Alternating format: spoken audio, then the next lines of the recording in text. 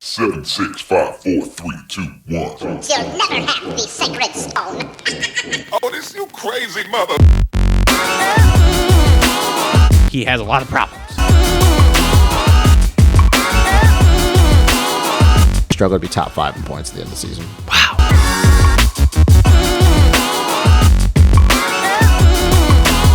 You bleach your hair, you're a sellout.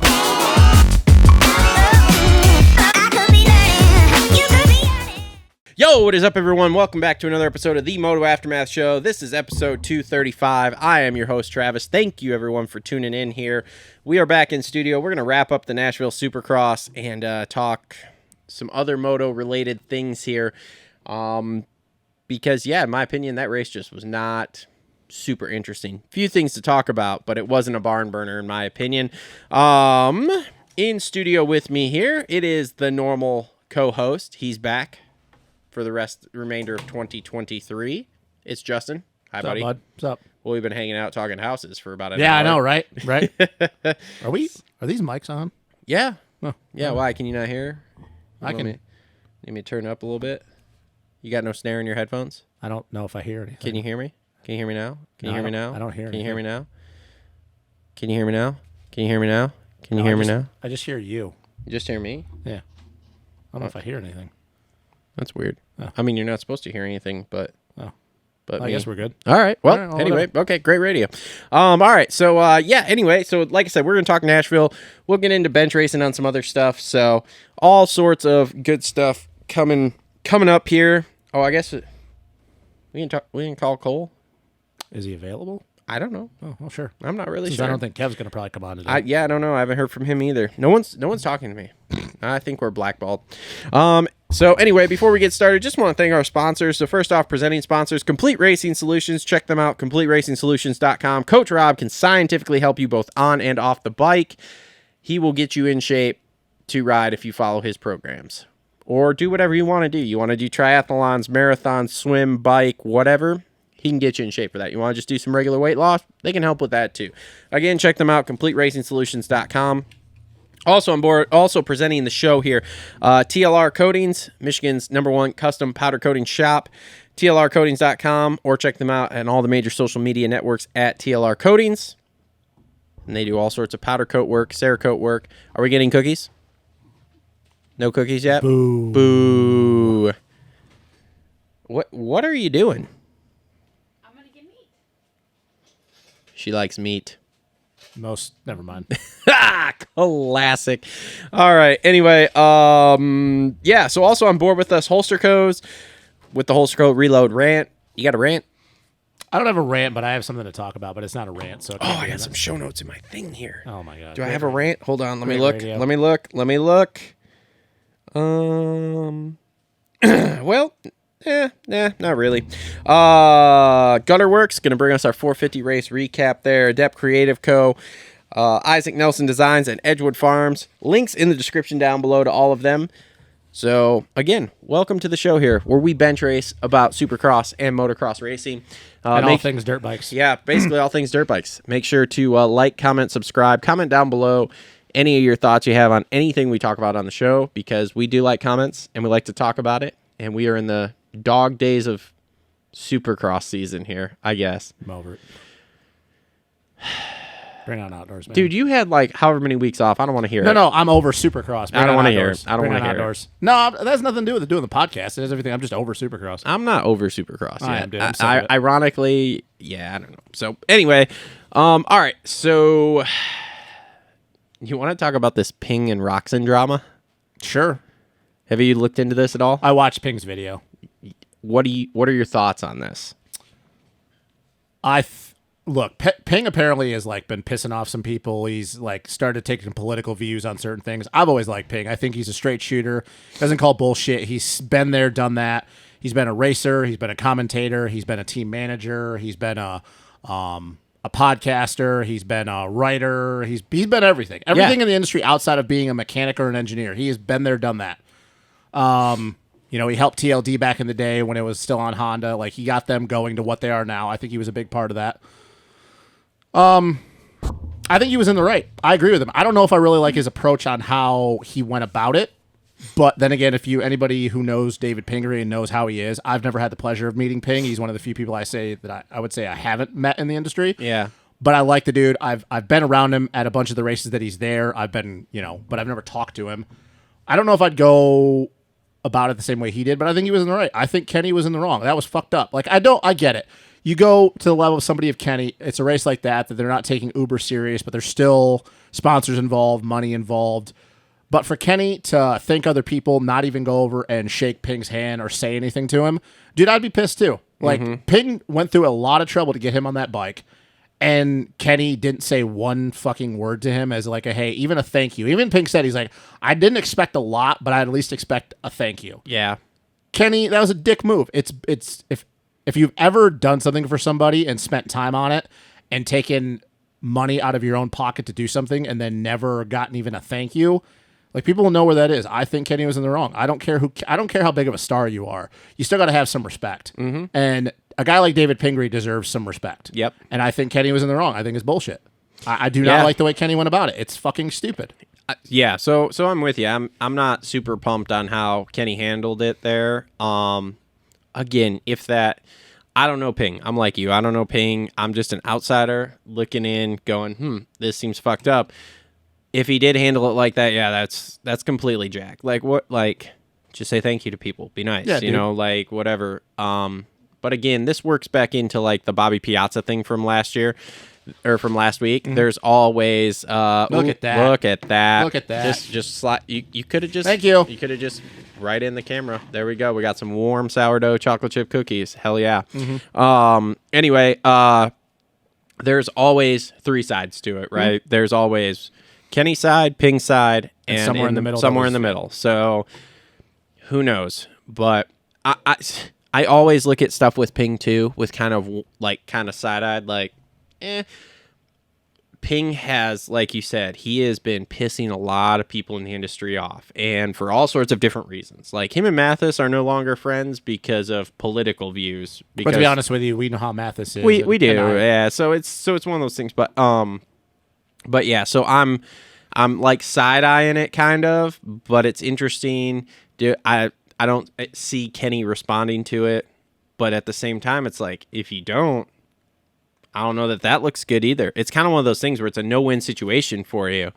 I think the best way to win would be to come out and just be like, yeah, I did that, and I'm own it. Sorry, yeah, and I'm sorry for it. Like, own it, apologize for it, and do it in a very public manner, and do it with Ping. Yeah.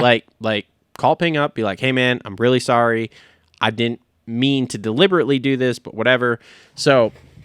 But again, Ping said there was other stuff besides that too. Like there's some other stuff that's been been brewing under the surface there between him and Kenny. So again, who knows? Look, man, we know how these top guys are. They're,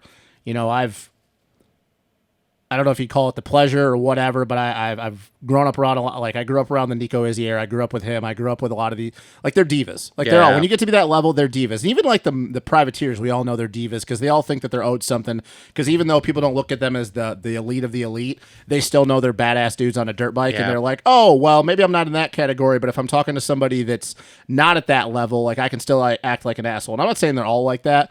And you got to be at that level in the sport, at any sport. It doesn't matter if it's motorsports or sticking balls. You have to have a level.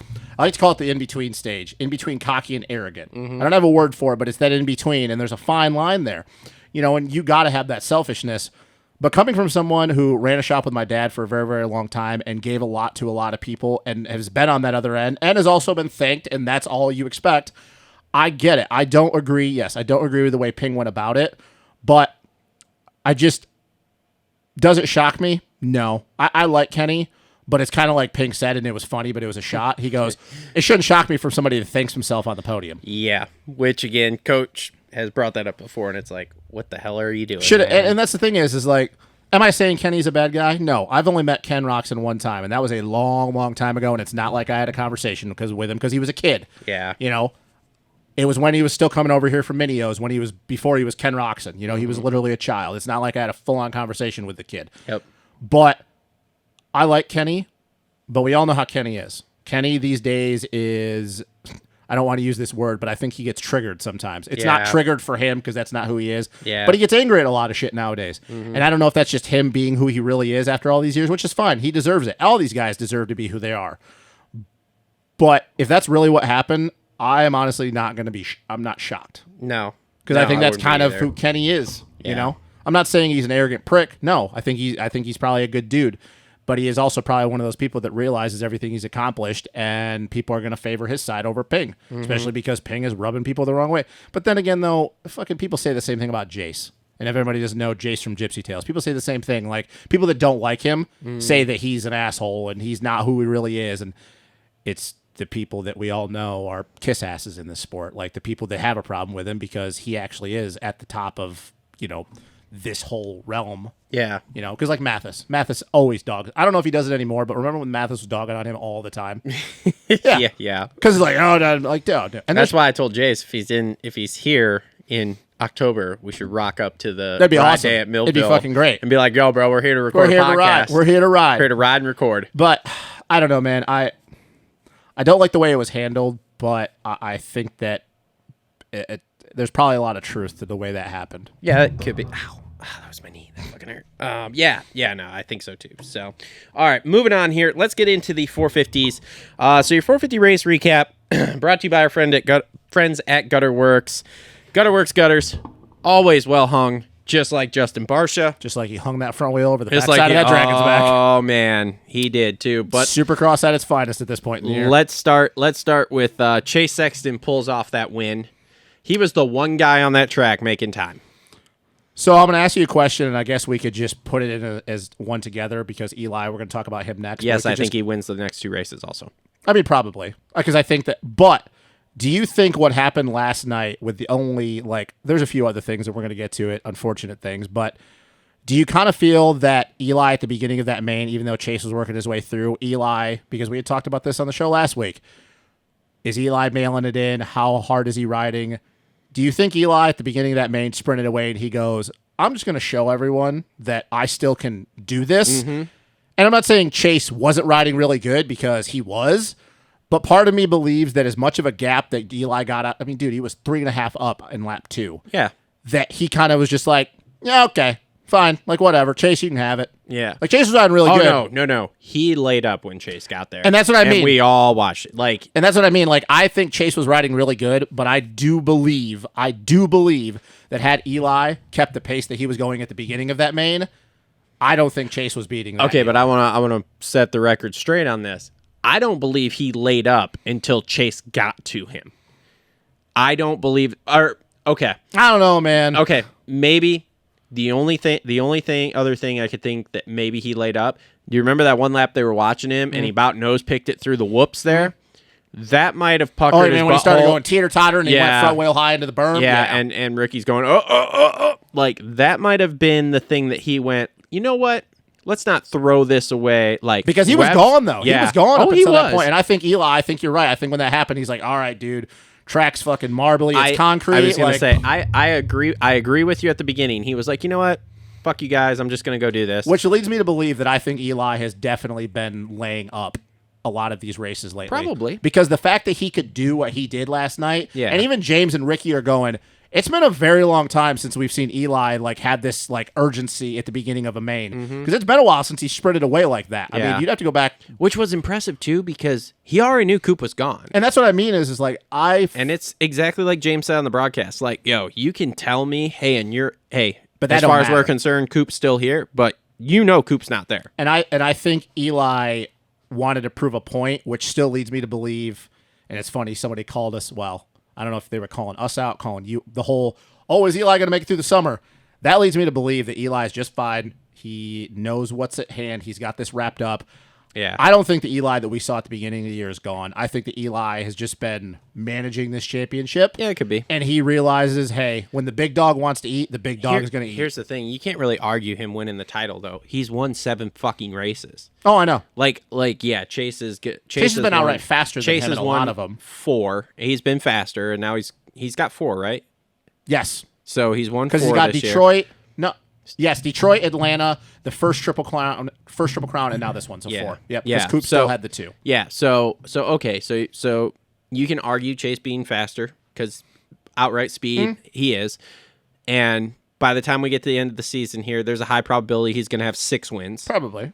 Right behind Next Eli's weekend, though, 7. maybe Eli wants to... Maybe. Because it's Denver. And wrap it up. Yeah. Or just, because it's Denver and he's in his hometown and Yeah. he just wants to go, hey. Yeah, that could be. But anyway. But yeah. But by the time you get to the end of the season, let's put it this way. It's not going to be a Dungy title. As much as he's laying up and like managing it, it's not a Dungy title. Also where you because get done Dungy- and you go, oh, he shouldn't have won. Also because Dungy a lot like that, if you're talking about 2017, which I know that's probably what you're referring to. Yeah. He won that title, though, where he was at no point the fastest guy. Yeah, Eli has 100%. clearly won, where maybe outright speed, lap time hasn't been faster, but Yeah. he's been faster. That's what I'm saying. Yeah, It's yeah, like yeah. You're not gonna go, he won it, but because once again, let's go back to A1, San Diego, and Houston. yeah, Eli he slapped the shit out of Chase. Like he smacked that yeah, ass. yeah. And Houston, once again, when we saw what Chase did to him in the heat race, and then Yeah. Chase is behind him the whole main, he had nothing for him. Yep. Once again, when Eli wants to bring the big dog out, he brings the big dog out, and Yep. he's like, "Look, guys, I'm still the baddest dude in America.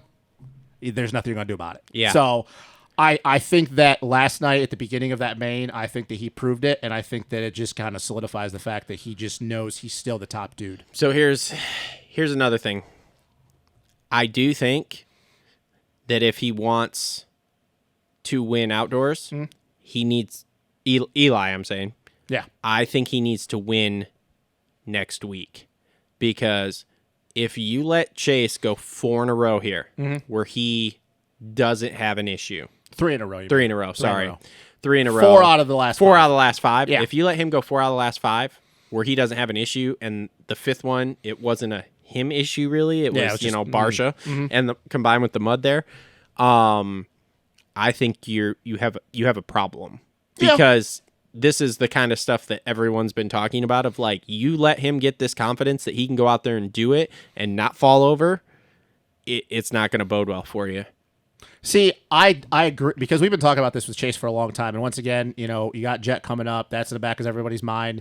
Dylan, which we all knew, is not going to ride Supercross. He's going to get ready for outdoors. He's back on the bike. Like you have all this stuff brewing, but it still makes me believe that I think part of me thinks if it was anyone else, I would have to agree with that 100%. But because this is Eli, and Eli just does Eli things when he wants to, I don't think in his mind. I think that he thinks that. We may all think that, and I think the powers that be and all the pundits will be like, yeah, kind of like all the stuff that we had heard at the beginning of the season. Man, if Chase ever figures this out, they're all fucked. Like everything that was going on in the paddock, if Chase ever figures this out. But let's be real. Do we really think Eli thinks that? Because that's all that matters. All of us can think that. Yeah, that's true. All of us Yeah, can think that. you're right, But do you really think Eli... It's kind of like the Cooper Webb thing when he went on Jace's show. Coop went up there and he tried to fuck with him, and Eli just looks at him Yeah. and then looks away, and Coop's like, ah, shit. That didn't work. I don't think shit like that gets in Eli's head because I think Eli still knows that he has that little thing in his back pocket that like Stu always had, that if I want to flip the switch, I can flip the switch. I think he has that. I fully agree with that.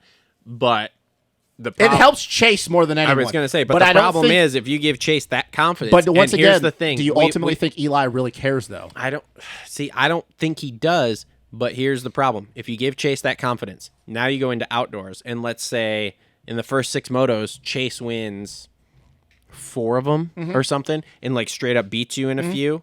Like, how long before you start going, uh-oh?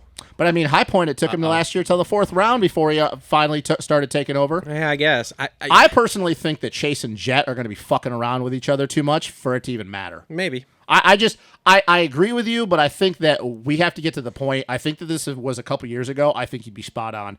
But I think Eli, at this point in his career, I don't think there's anyone. I don't even care if it was Jet Lawrence. I don't think that he would give 2 shits what you do, because I think in his mind that he knows, outside of Jeffrey Hurlings coming over, and not even this Jeffrey Hurlings right now, but like We can talk about that in a little bit, yeah, too. we can, which is good. I don't think any of these dudes honestly scare him, and they shouldn't. Like he's accomplished more than anybody in the world riding a dirt bike right now. There's nothing outside of fucking Ryan Villapoto or Ricky Carmichael coming back. There's not a dude on this planet that has accomplished more at riding a dirt bike than him, and I don't think it bothers him, because I think he knows in his heart of hearts that if he wants to beat you, He's going to beat you. Yeah. Like I said, I don't care if it's Chase Sexton. I don't care if it's Jet Lawrence. I don't care if it's Dylan Ferendis. Like I said, outside of a 100% Jeffrey Hurlings, I don't think any of those dudes can beat him. When Eli wants to show up, I don't think they can beat him. Yeah. Look see. at Millville's second moto. He proved that last year. Yeah, we're gonna see. Now, I think that it helps Chase out. I think that a confidence boost for Chase of all people. But this is kind of like back in the day with Ricky and Stu. Ricky always knew that at some point one of these that Stu's going to crack. Stu's faster than him, but they always know at some point this dude's going to crack. And I think Eli looks at it the same way. I think he looks at it with Chase. I think he's going to look at it with Jet, and the same thing with Dylan. Yeah, maybe these dudes are faster than me today, but at some point they ain't going to be able to keep this shit up. I can, because he's proven he can. Yeah. And I actually hope Chase does win out, because I want to see a 100% Chase come into Paula and be 100% confident, because then we have the battle of all battles. We have a 4-way fight all the way down to the finish, because I think we have that on the horizon. But ultimately, I think that Eli just doesn't care. I don't think it bothers him. I don't think any of these dudes scare him, and they really shouldn't. No, he is one of those mental giants. He's Carmichael. There. He's like Carmichael, and he's like Hurlings when Hurlings is 100%. Those are the only 3 dudes that I've ever seen in my time that you can't break those dudes mentally. You can't. At least this version of Eli. A couple years ago, maybe, because he hadn't got the Supercross title yet. Yeah. But dude, he's going to be coming up on his 3rd Supercross title. Yep. And he's going to be the favorite for the outdoor title, in my opinion at least. So you've won 8 championships since 2017? Like, dude, are you kidding me? Yeah. That's fucking nuts. Yeah, it is. It is. All right, so we've talked about Chase. We talked about Eli there. Kenny gets 3rd. By default a little bit. By default, because I don't think he was going to pass Parsha. But again, here's the thing, too. That track, where he started was where he finished. Because, like, there got to a point in the main where I'm watching timing and scoring on the side, and I'm just like, is anybody moving? No. And I'm, like, literally watching...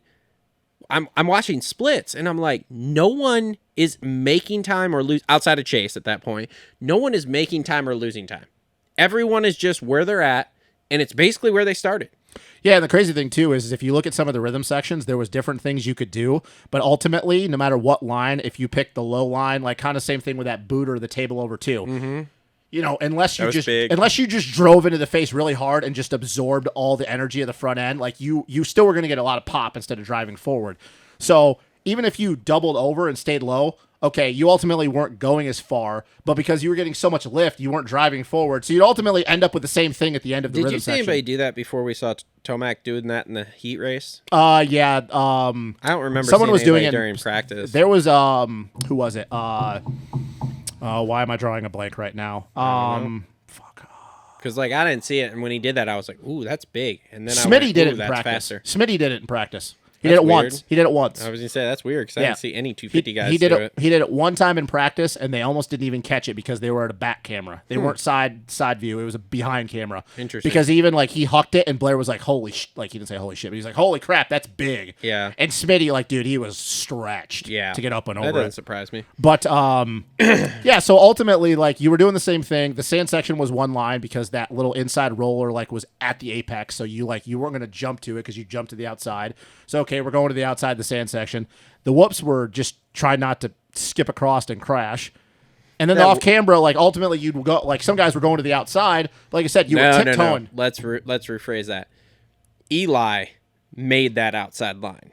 Oh, yeah. Because he was the only one doing it. Because then Hill started going to the outside. Yeah. Like I said, though, you, like, could go to the outside, but the problem is that you were tiptoeing to the outside. So, like, it really wasn't for that. a while, yeah. And then, like I said, then Eli did it enough, and he broke in a rut there. Yeah. And then it was like, okay, cool, we can go there. So there was nowhere. It was literally follow the leader. Like, there was nothing out there that you could do differently. No. And it was basically like, okay, let's just put in the same lap time every lap, and I'm probably going to be able to move forward because at some point somebody's going to make a mistake. There were bodies everywhere. It was chaos. Yeah. For that kind of stuff. Colt Nichols gets 4th. Once again, kind of just by default. But yeah. Like, great ride for Colt. He had a decent finish in East Rutherford. Granted, it was mud. Yep. Not East Rutherford, I'm sorry. East Rutherford, he started off shit. He worked his way through. It was Atlanta. I think he had a decent ride. He was in the top 10 in Atlanta. Atlanta, he was 9th. Rutherford, he was 16th. Yeah, so yes. but Rutherford was bad. Atlanta was okay because that was his first race back. Yeah. But I mean, you rode good, you know. But once again, though, man, I have a comment to make later that had nothing to do with the actual race. But you look at it, and you look how many people are out, though. Like, Coop was out. Oh, yeah. AP's out. Dylan's not there. And we're going to get to this with Anderson. Anderson's fucking over it. You know, Marv's not. Like, dude, everybody is out there. Outside of Eli and Chase, everybody, and maybe even Kenny, everybody is riding with something at this point. Yeah. And it's, like, awesome for Colt. So happy for the dude. Because I want him to prove that Honda did not fuck up by taking a chance on him, which they probably don't feel like that anyway because of how good a tester he is. Yeah. But it's like, dude, you just kind of backed your way into the fourth. You earned it because you stayed on two wheels where a lot of people couldn't. But it's like, ultimately, man, like, if everybody was there, where would you really be right now? Yeah. Well, and then you look at who's behind him, and it's Hill. like, it's like, well, there's a couple guys behind him that like should beat him. Outside of that, But I think honestly, Justin Hill's fifth is more impressive. yeah. So at any point in that race, were you going, well, Justin Hill's going to get a podium because nobody can pass on this track? For right up until he got passed for third, Yeah. I was like, yeah, he's probably going to get on box. I totally thought he was going to, Which be would be honest the with you. wildest thing ever. Be But I crazy. tell you what, man, say what you want about Justin Hill, and there's a lot of things you can say to him. Does he take this serious? What a But what damn, a, dude, what a does he- season they're having, man. And Josh Hill. But holy shit, his results this year have proved how much natural talent that kid actually has on a dirt bike. Oh, yeah. And it really makes you wonder if he had actually been trying his entire career, what would his career have looked like? Yep. Like, because dude, the kid is so good and so fluid, and he sees so many things on the track that you look and go, yeah, there's no way. And he just, I don't know, man, like he's just good, and it's a bummer that he didn't take things more seriously throughout his career, because I think he could have.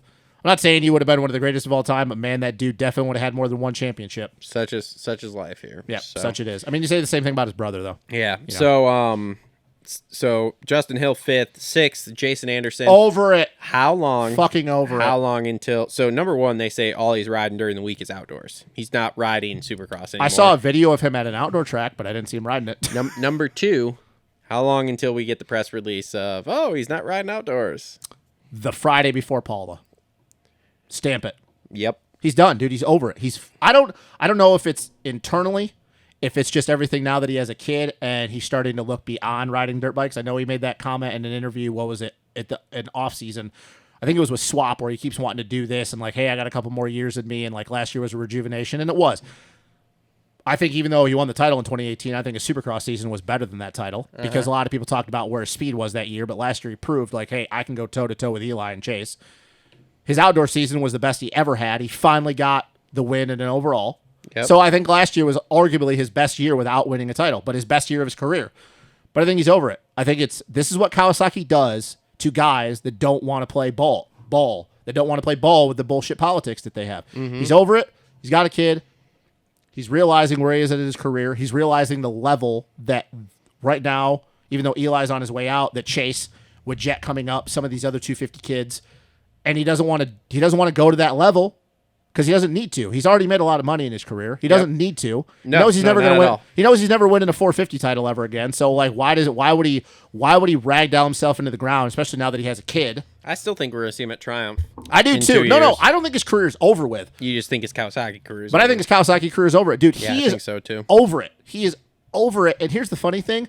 We know what this looks like with him. We saw it in 2019. Yep. So it's not a shock to anybody. And you know what? Anybody that doesn't have the balls outside of us, not that we're saying any breaking news, that doesn't have the balls to say that he is over it, you're lying to yourself. He's 100%. fucking over it. He is over it. He doesn't care about this year or next year. He's done. Nope. And you know what? I don't blame him. Because we know like I said, we know what Kawasaki does to people. Yep. They ruin your spirits, they take the life out of you, and then you don't ever want to ride a dirt bike ever again. 100%. You know, which the only reason it's worked for AC, because AC plays ball. That's Yeah. the kind of guy that he is. It doesn't bother him. Yep. But not a Jason Anderson, which a lot of people kind of called this. They're like, yeah, dude, he's got about a year on that team, and then he's going to be like, I don't want to do this I anymore. was gonna say we said it from the beginning. I'm like, that's an interesting move there. Which, you know what? Good for him, though, because that was the best year, I think, of his career. Ever. Yeah. Ever. It was. Statistically, that was the best year of his career, even though he didn't win a title. Yep. But he's over it now. And you Yep. know what? That's fine. He's gonna call off outdoors. He's gonna sit out next year. He's gonna probably do 1 year with Triumph because he loves Bobby Hewitt, and then call it a career. And you know what? We're gonna look back on his career and go, you know what? Jason Anderson was a damn good rider. Yep. So I don't blame him. But I will say, when he crashed, it was like, oh, that was a tip over. And then when I saw how hard his hand hit the ground, I was Yeah. like, oh, broken wrist. Because that thing hit hard, dude. It Yeah. like hit and then like buckled. and I'm like, oh shit. But I mean, two weekends in a row where he's hit the ground pretty freaking hard. No, did he crash in Atlanta? I don't remember. But 2 weekends in a row that he's hit the ground pretty hard at some point. I'm Yeah. like, dude, honestly, it wouldn't even shock me if we get a press release that he just sits out the last 2 rounds. Yep. All right, so Dean Wilson, 7th. Good. Not bad. He wasn't happy with it. Heard a post-race interview. Really? Yeah, Why? because he's been running around with Colt Nichols there, and Colt gets 4th, and he gets 7th, so he wasn't really pumped. He felt like he should have got top 5. I mean, shoulda, coulda, woulda. Like I said, it's kind of the question that I asked you last week. I think that even though Dino might not be happy with it, I think he's going to look back on it in a few months and go, his Supercross season was pretty good. AC 8th. Poor AC, man. He said that Nick had to practically smack him in the face between that heat and the main because he was not pumped about what happened. And even though he knows like there wasn't anything he could do about it, wasn't his fault, he's like, dude, I don't even know how I finished riding that. Well, he put out heat. he put out that thing. What was it on Twitter? And he put out a thing on that. I Yeah. think it was on Twitter, maybe. Yeah. Like what had happened and like how sorry he was, and he put out like a whole thing about it. But poor AC, man. Like just if it doesn't have to do with him getting asked bullshit questions about where his career is, or like having to do with what are you going to do and how are you going to go about racing this year, or crashing. He's always in the middle of something. Yeah. He's always in the middle of something. And this obviously was not his fault. And, man, I hope he can come into outdoors with some confidence, and I think he will because he made it through Supercross finally. Yeah. And I was saying this to Wyman because obviously AC is one of Wyman's guys. I think you're going to see a really good Adam Cincerello outdoors. Yeah, we could. I think you're going to see a really, really good Adam Cincerello outdoors because everybody's always kind of seeing his outright speed as a Supercross guy, but I've always looked at AC as an outdoor guy. And I think he's going to be really good outdoors. He just needs to make it through these last 2 rounds, and then I think he's going to be fine. Well, he is 9th in the points after missing 3 rounds, so How far is he out of 8, does it say? I don't know. I don't know who's 8th. I don't either. The points have been so up and down. Yeah, but okay. Chiz gets a 9th. Good. That's I not mean, bad. He feels like was like 11th he's to as fast 13th. as he was on his Yamaha. Yeah, I mean that's kind of where. That's kind of where he was at the end of last Yeah. season. You know, he's been hovering around the 10 to 13 range. Yeah. You know, for the last couple rounds. So Yep. Josh Hill 10th, so that's good for him. Just whatever. talent, just natural talent for days, man. Yep. That's all it is. Justin Starling 11th. That's a good ride for him. Mm-hmm. He must be feeling better because his post race interview, he said he was really thinking he should be inside the top. Like his goal is top 10 the last couple rounds. Maybe the last round. We'll see. Friend of the show, Kevin Moran's 12th. That was a good ride for him. Kinda He like had a what we good. He had a real good start. Did you see that start? Oh yeah, dude. Right in the top there. 5. Like, hey, but it's kind of the same thing we said last week when we had him off. Like, where is he at? And like we said, 11 to 13, 11 to 14, Yep. 12 kind of ends up there. Yep. You know, just So- fucking keep putting that bike out front and then on the start. So Well, I think he's going to solidly be. So he's currently 18th in points, but I think he's going to be pretty solid in there because not going to make that privateer challenge though. No, he's not doing that. That's for sure. So, But speaking of privateer challenge, Tristan Lane 13th Dude, goes he's from not making a main to he made last week and then this week, yeah, and solidly, and then like, 13th. Yeah. I mean, he was on my fantasy team, so I was super pumped. He's I'd never talked to the kid. I seen him from way back in the day with arena cross stuff. But good for him, man. Like, yeah, it's crazy that he went from not making a main the entire year, but it probably is a little bit of annoying to him considering he does have a double-digit number. He made a lot of mains last year. Yeah, he did. I don't know what his best finish was in a main, but I know he made a lot of them. Mm-hmm. So it's like kind of going from, man, I make a bunch of mains last year. I have a 2-digit number, and then I don't make a main until round 14. Yeah. You know, so but good for him. I don't really know what his kind of program is because I know he rides outdoors every now and then, but He is, I believe he's in the same program with Kev. oh, okay. So he's Team Next Level I like there. the graphics that he had, the pink with white or whatever. Yeah, that was that cool. was pretty cool. Carnow made a main 15th. That's good for him. Carne Asada. Oh, sorry. Cartwright's 14th. Carnow's 15th. Marquier 16th. Devin Simonson back in the main in 17th, so that's cool. Mm-hmm. Max Miller 18th. I think that was his first main he's made on a 450. Didn't he get in somebody's way or something? Yeah. Who'd he crash with? I don't know who he crashed with, but he was in Chase's way for like a good half a lap. Yeah. Because even Stu was like, "Lappers got to get out of the way, man." Yep. Cade 19th. Shane 20th. Bike problems though, right? He Shock blew out. Yeah, I think the shock shock blew out. lost Yeah. a bunch of fluid. Barsha decided to nose pick himself off the fucking, which Dean said that was a thing, which it was So did he sketchy. hung the front wheel over the top, or did he spin? He nose picked the top one. So okay. they were Dean said they were super shitty, like super shitty. And he was honestly nervous, and he's like, when I came around and saw Barcia land there, he's like, I knew exactly what happened. He just nose picked off the top of that. It sucked. That was bad. I really hope, because I didn't really pay attention to like what if he was holding anything. I just know he was down for a while. I really hope he is 100%, and if he's like banged up, he just sits out the last 2 rounds. Yeah. Because it's like I know he was gonna get Kenny for 4th in the points. Yep. He was definitely gonna get Kenny. Like let's be real, he was gonna get Kenny. I hope he sits it out and he just takes the next couple weeks to heal up, because I think he's another one of those guys, kind of like AC. Like he can be frisky outdoors, and he can be one of the few guys that could kind of stick his nose in there. Mm-hmm. But damn, dude, like when he hit the ground and he wasn't moving, I was like, you've got to be kidding me. Yep. I was like, you've got to be kidding me. Yep. And he was frisky all day. Like he was fast. I mean, dude, he was leading the main. Yeah. Or not leading the main, but he was running second, and he was. I believe that Chase would have probably pushed him towards Eli, would he have been able to run that pace. But knowing what we know Eli did, I think he ultimately would have probably got around Eli, because Eli just said, I don't really care anymore at this point. So. Yep. And then Grant Harlan, who was riding the 23 YZ450. Also decided to, I don't know if he went to Indonesia in the beginning of the whoops, the Dragon's back, I don't know, but he was laying on the side of the tough blocks. He fucked his shoulder into oblivion, from what I'm hearing. He's out for the rest of the year, and Benny is also. Supercross at its finest. Well, yeah, poor Grant Harlan. So Grant was having a stellar year, dude. Yeah, he was.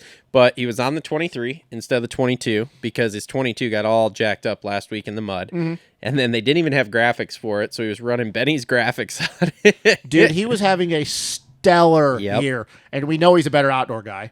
And Benny, say what we want. We've said a lot of things about Benny on the show. I don't have a problem with him. We've just said things about him that we know about him. Yeah. He was also having a good end of his season. Like, he was finishing races. Yeah. Because that's the one thing we've always said. Benny, just finish a race, dude. Finish a race. He's finishing races, got a couple top 10s, like was solid around 10th, 11th. That's a bummer. Yeah, it is. Have you heard anything about the Coop injury before we wrap up this 450s? I haven't heard anything yet, other than further evaluation. Concussion. Well, I'm sure that was a bad thing. concussion. The last thing I seen was I think it was either a broken shoulder or broken collarbone, and they wanted to do evaluation on his neck. Yeah. Which, I mean, we might as well just talk about that for a second. I'm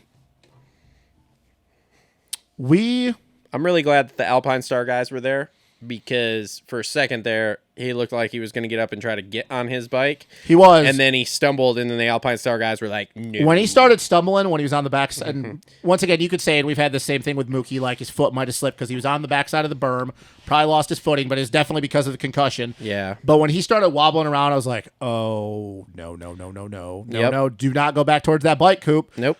I would say we're not Cooper Webb fans on this show, but I say we definitely have a healthy respect for that dude. When they showed the shot of him on the stretcher, but before he got in the ambulance and he was crying after he hugged his dad, part of me like broke a little bit inside, because people have a lot of things to say about Cooper Webb in this industry. Good things, bad things, unbiased, biased, in between.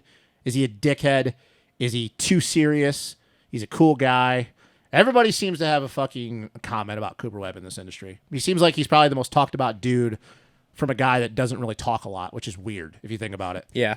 But you get what I'm saying? Like, a lot of people seem to have a comment about Cooper Webb in this industry, good, bad, or otherwise. Yeah. That shows right there how much this shit means to that kid. Yep. It really shows. That right there shows that, if he's a kid, that this means everything to him. Outside of his wife and kid, Yep. this means his fucking life. Yep. And after all the shit that everybody had to say with him about 2020 or 2022, oh, he did this and, you know, he doesn't care. Take that shit and shove it up your ass. That last night, that I think that was the first ever time I ever seen Cooper Webb cry. Yeah. And I think that he knew, I honestly believe, and it definitely wasn't crossing his mind, but maybe in his subconscious, I think he was so emotional about that because I think he knew, outside of him going and doing World Supercross in the future, which is always a possibility, but, you know, whatever. I keep hearing he's going to do it this summer. Okay. Well, Depending, we Yeah, don't now, know. Yeah, we'll we don't see. know what he's going to do this summer. Now, depending on, not going to speculate, but hopefully, knock on wood, it's not. I think he knew that was the last chance he had at a title over here. I think he knew that this championship was the last time he was going to get a shot at a 450 title. Yeah, I don't know about that. I do. I don't think he has a shot ever again at a 450 Yeah, title. that's true. I guess. Think about it, man. If Chase, Eli's going to retire, but if Chase is getting on form, you got Jet coming up. Like, let's be real, dude. Yeah, just gonna dominate. No, okay, he's not forever. going to, but we're going to talk about that later on. till he retires. Yeah, never going to happen. gonna be awesome. He doesn't even dominate. Anyways, I think that he realized that was the last shot he ever had at a 450 title, and I think that's why he was so emotional. Yeah, that could be, man. I don't know. It was rough. It was it was touching to see that he cared that much or whatever. You could tell he was distraught that it was over. So I don't know, man. Interesting situation. I'm glad he at least got up from that. Yeah. 'Cause, yeah, that was bad. That was one of the scarier things I've seen in the last 7 years of doing the show here. But Yeah, I'm going to assume. I'm not going to even assume. I'm not even going to speculate. I just think that concussion's probably going to end up looking pretty bad. yeah. So, yeah. Yeah. So, all right. And that's going to wrap up the 450 race recap there, brought to you by our friends at Gutter Works. Always well hung, much like Justin Barsha, including the way he hung that front wheel and nose picked himself into oblivion there. So, all right. Before we take a break here, because I keep staring at these cookies and my mouth is watering, but I got no Milk. water to drink. Or milk. Well, we don't have milk out here, period. Yeah, whatever. So before we take a break here, so I do have a bit of a Holster Co. reload rant here. Okay. So you're a Formula One guy, much like myself. Yep. I'm sure you watched the race this weekend, I much did. like I'm going to get home and watch the IndyCar race, too, because I love open wheel racing. So Formula One did something different this weekend. Again, they had sprint qualifying Yeah, I have for my- the sprint race. Which there's some... That was a new thing because they had the sprint last year, but they never had qualifying before it. That's a thing that is now in the paddock that a lot of teams are talking about. Too much time on track. So this plays right into my rant here, okay? So we are always told when new things are starting to come up, oh, well, we can't do this or we can't do that. The teams complain about it, right? Why can we not be more like Formula One that's like, we don't fucking care. We're going to put you on track as much as we fucking want to. And also, you don't get the option. You can't pit, and you have to run the soft tire. They made them. They're like, you can't pit, because if you do pit, Yeah. like, it's pointless. And, oh, by the way, you have to run the soft tire, and you don't have a choice. And here's the thing, too. If you run out of good soft tires by the end of qualifying, well, that sucks to be you. Yeah. So it's one of those things where I'm just like, why? I give us credit. So we tried the Triple Crowns, okay? And they've worked. Okay. Yeah. I mean, I think and that having three of them in like the little series within a series, I like that. And I think that's they're all, cool. but I think they're also kind of like with everything new. I think they're kind of like at their peak plateau, whatever you want to call it. Yeah. I think they're kind of just people don't- don't look at them as like this like crazy concept anymore. They're just kind No. of like, that's cool, but let's be real. The racing by the third main usually sucks. But here's the thing, okay? So obviously we have a battle royale right now for supremacy of who is the World Supercross title and that kind of crap like that, right? Yeah. Yep. So if you want to claim that and be that, then like you're gonna have to try new stuff. Formula One's doing it every year. MotoGP is doing it. The Yeah, 'cause MX they're doing the sprints now too, aren't the they? MXGP series is doing it. Yep, and they're actually giving points for it for the matter. All of them. Yeah, all that of matter. these major ones Yep. like that are doing it. The only ones that's not are like NASCAR and stuff. Look, do and not follow NASCAR. And IndyCar, well, NASCAR, they do their own crazy fucked up thing. But Yeah, and that's a IndyCar weird is thing actually anyway. looking at what Formula One, and they don't want to copy. Yeah. But they're also trying to figure out some different things that they could do. But this with is what theirs. I'm talking yes, about. is Exactly. all of these series, the major motorsport series, are finding ways to put the stars on track more and mix up points. Now, again, I don't know that we could do a whole show on how we would lay this out and what we think the best thing would be. We don't have to go there. I do think that, like with MXGP, the qualifying race, that's fine. I mean, Like, dude, it literally might but- win Jorge Prado a championship, Yeah. and he's not even close to the best guy. Now, I don't agree with the 10-point thing. I think that's way too much. But I do think, like, you want to do this stuff. Number one, I think there should be a point for being the fastest qualifier. And number two, I do think there should be a point or two, whatever, for winning the heat. I think that should be a thing. Just make it one per each, because then you're going to get these guys to try. I also think, again, that we should be doing Super Pole. We should be doing multiple qualifying sessions and Super Pole, whether we're doing it like we are or not. And maybe we just do we do a free practice and a qualifying, and then the Super Pole with the top 10 guys. I mean, or dude, whatever. we could even do it the sprint, obviously, or not the sprint, but the qualifying thing. We're not doing that for our outdoor series, but we could also, same thing, give a point for who's fastest in qualifying. Give these a little bit more incentive, because some of these guys we know, with some of them at least, especially midway into the outdoor championship, depending on where the points are, we know some of these guys lay up in practice. Yeah. Because they don't really care what their gate pick is. Exactly. As long as it's in within the top 8 picks, a lot of them don't give a shit. Exactly. Because we've seen it enough times where you're like, is he really like 2.5 seconds off? And then same, like Joe did it a lot last year. Like you can clearly tell he didn't care in practice, and then what? You give them, hey, you get a point or two for being the fastest qualifier.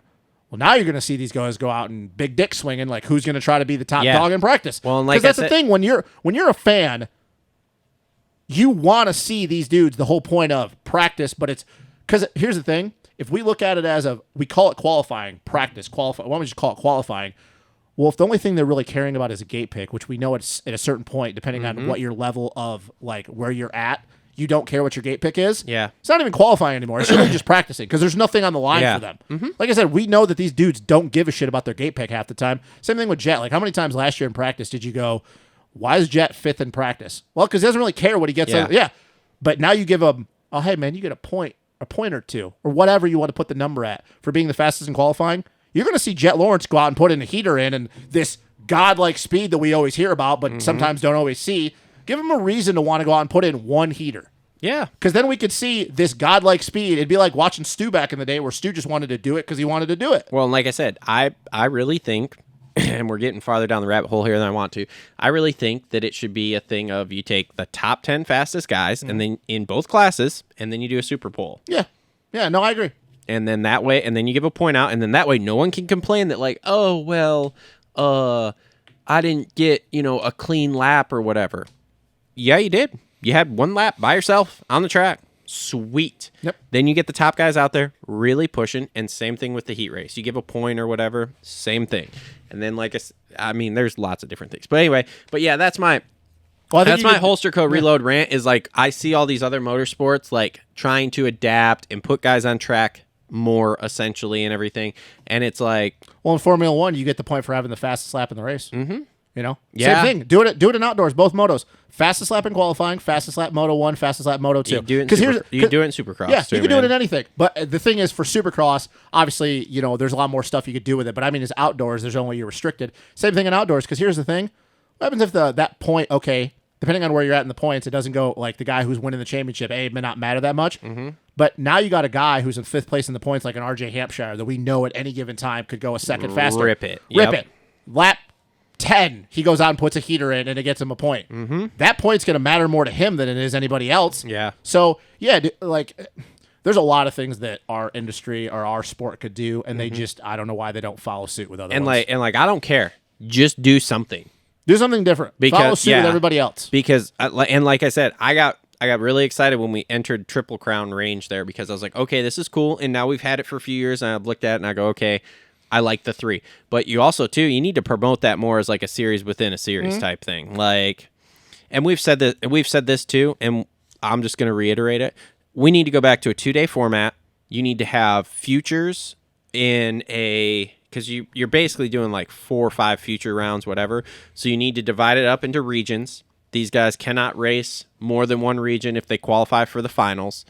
Then you have like Dax Bennick, because he rides for a factory team, gets to go wherever he wants to. Go to all of them, right? Yeah. Same You thing need with to Juju. you need to have regions. They need to race on Friday or whatever, or they can even race Saturday, whatever. But they practices and stuff on Friday, and then the 250s needs to be a national series too. Yeah. It I don't needs know. to be wide open and be a national series. That's all there Honestly, is to it. I was thinking about this, and I wish we would actually go take even one more round out of outdoors, have 10, take away Paula, do 3 less Supercross rounds, do 7 and 7 for each series, give these guys more time to rest up, wouldn't have this attrition rate. And then if you want to promote the super duper Humpty Dumpty set on a wall bullshit, Well, hold on here. So just do 2 East, 2 West. so this is real funny here too. But I was thinking about this yesterday. Is it the West Coast? I think the West Coast has one more round They do. than East. Like I said, and no one knows what the fuck they're gonna do as far as how the points are gonna go for qualifying into Super Duper Humpty Dumpty. Oh, I'm telling you, when we get to the last round after Iron Man and everybody starts like finagling around the points of who's where going into Super Motocross, they're going to have to do a whole hour-long show on trying to explain to us how this bullshit works and why they ended up there. Well, did you notice now we're getting graphics on the screen of like, these guys have qualified in because they've won races. But here's my thing. Okay, so you win a race or you're top 20 or so you win a race. Okay, so then you said you're going to take top 20 in points. Well, what if that guy's Daniel not Blair had to explain this. Yeah, what if that guy's not top 20 in points then? What if he wins a race, say crashes out or something? But then doesn't ride outdoors, so then he qualifies to be into the 21 to 30. Yeah. Here's the thing, dude, because I'm looking at because it's been Kev and Starling have kind of been like within a 5-point marker of each other. Yeah. I don't know if Starling's riding outdoors. He hasn't rode outdoors in a very, very long time. Starling's not riding outdoors. I'm here to tell you, depending on which privateers like show up for outdoors of the guys that are behind him, I'm really curious to see what he does because there's a real good possibility he doesn't qualify for Super Motocross because he doesn't ride outdoors. Yeah. So, okay, and this would be a question that Kev would maybe know because maybe him and Justin, I assume they probably talked about this at some point because it's a big deal. If you're Starling, you go through all that trouble and you get whatever you do in points for Supercross, but you want to be part of this Super Motocross thing because it's technically more Supercross than it is outdoors, but you don't ride outdoors. Are you going to be happy that you didn't qualify for it? Because I'm telling you, man, there's a real good possibility that he doesn't qualify by not doing outdoors. No, there's a lot of these guys that's like, what are you going to do? So it's like, dude, are you going to show up to a few outdoors just to get some points? Because like that'd be smart on your end. I know that there's these guys that are like, nope, never doing outdoors, never doing this. Cool, man, I get it. But if you want to be part of this whole big thing we're doing at the end of the year, you need to sack up, get off your high horse, and go do a few rounds and get some points because you might not make it in. Yeah. I don't know, man. It's going to be interesting to see. But yeah, that's my Holster Co. reload rant is like, I agree. We need to try some new things. And like I said, we always talk about who is the fastest dude as opposed to who's the best racer, who's the best race IQ. Yeah. Sometimes as fans, man, we want to see who's the fastest dude outright, who has got the most outright speed. Because there's sometimes where that gets lost in the shuffle and it doesn't mean as much. Yeah. But sometimes it'd be nice to be rewarded for being, I was the fastest guy this weekend, and there was like, I didn't win, but I was faster than all you dudes for a lap. That means something. Yep. You know, so I don't know. We need to do something because like everybody else is changing things, and we're just kind of doing Floating the same along. shit as we always Can't do. figure out why we're not growing. It's weird. Yeah. Okay. All right. Well, we've been going for about an hour here. Let's take a break because, like I said, these cookies are staring at me, and I need something to drink while I do that. And then we'll come back and we'll talk 250s and some MXGP stuff, and we'll go from there. So we'll be right back. All right, and we are back here. Do our 250 race recap here. Going to be brought to you by our friends at Adept Creative Co. for all your graphics needs. I gotta get graphics for that plastic kid over there. Yeah, you do. I do. I gotta hit him up. So anyway, okay. So 250 East results here. Final round before the showdown here. Hunter Lawrence finally gets Hunter it done. Lawrence won a title. Won a title. Got it done. Yep. Almost didn't get the dub because Smitty decided to be Smitty, but got the dub. Happy for him. Everybody who knows the show knows that I was a big supporter of Hunter Lawrence. Still am. Kind of. Well, he's a Euro. Oh, he's an Australian. He's a Euro. He's whatever. He rode a European series. Technically not a Euro. Does he He's eat a a lot? foreigner. He's a foreigner. Does he eat a lot of pineapple? I don't know. Does he? I mean, does he have upside down pineapples on his door? You should know if he eats a lot of pineapple as much as you were gargling him coming over. Kind of like you and his brother. Yeah, exactly. That's what I thought. Except you do the whole thing.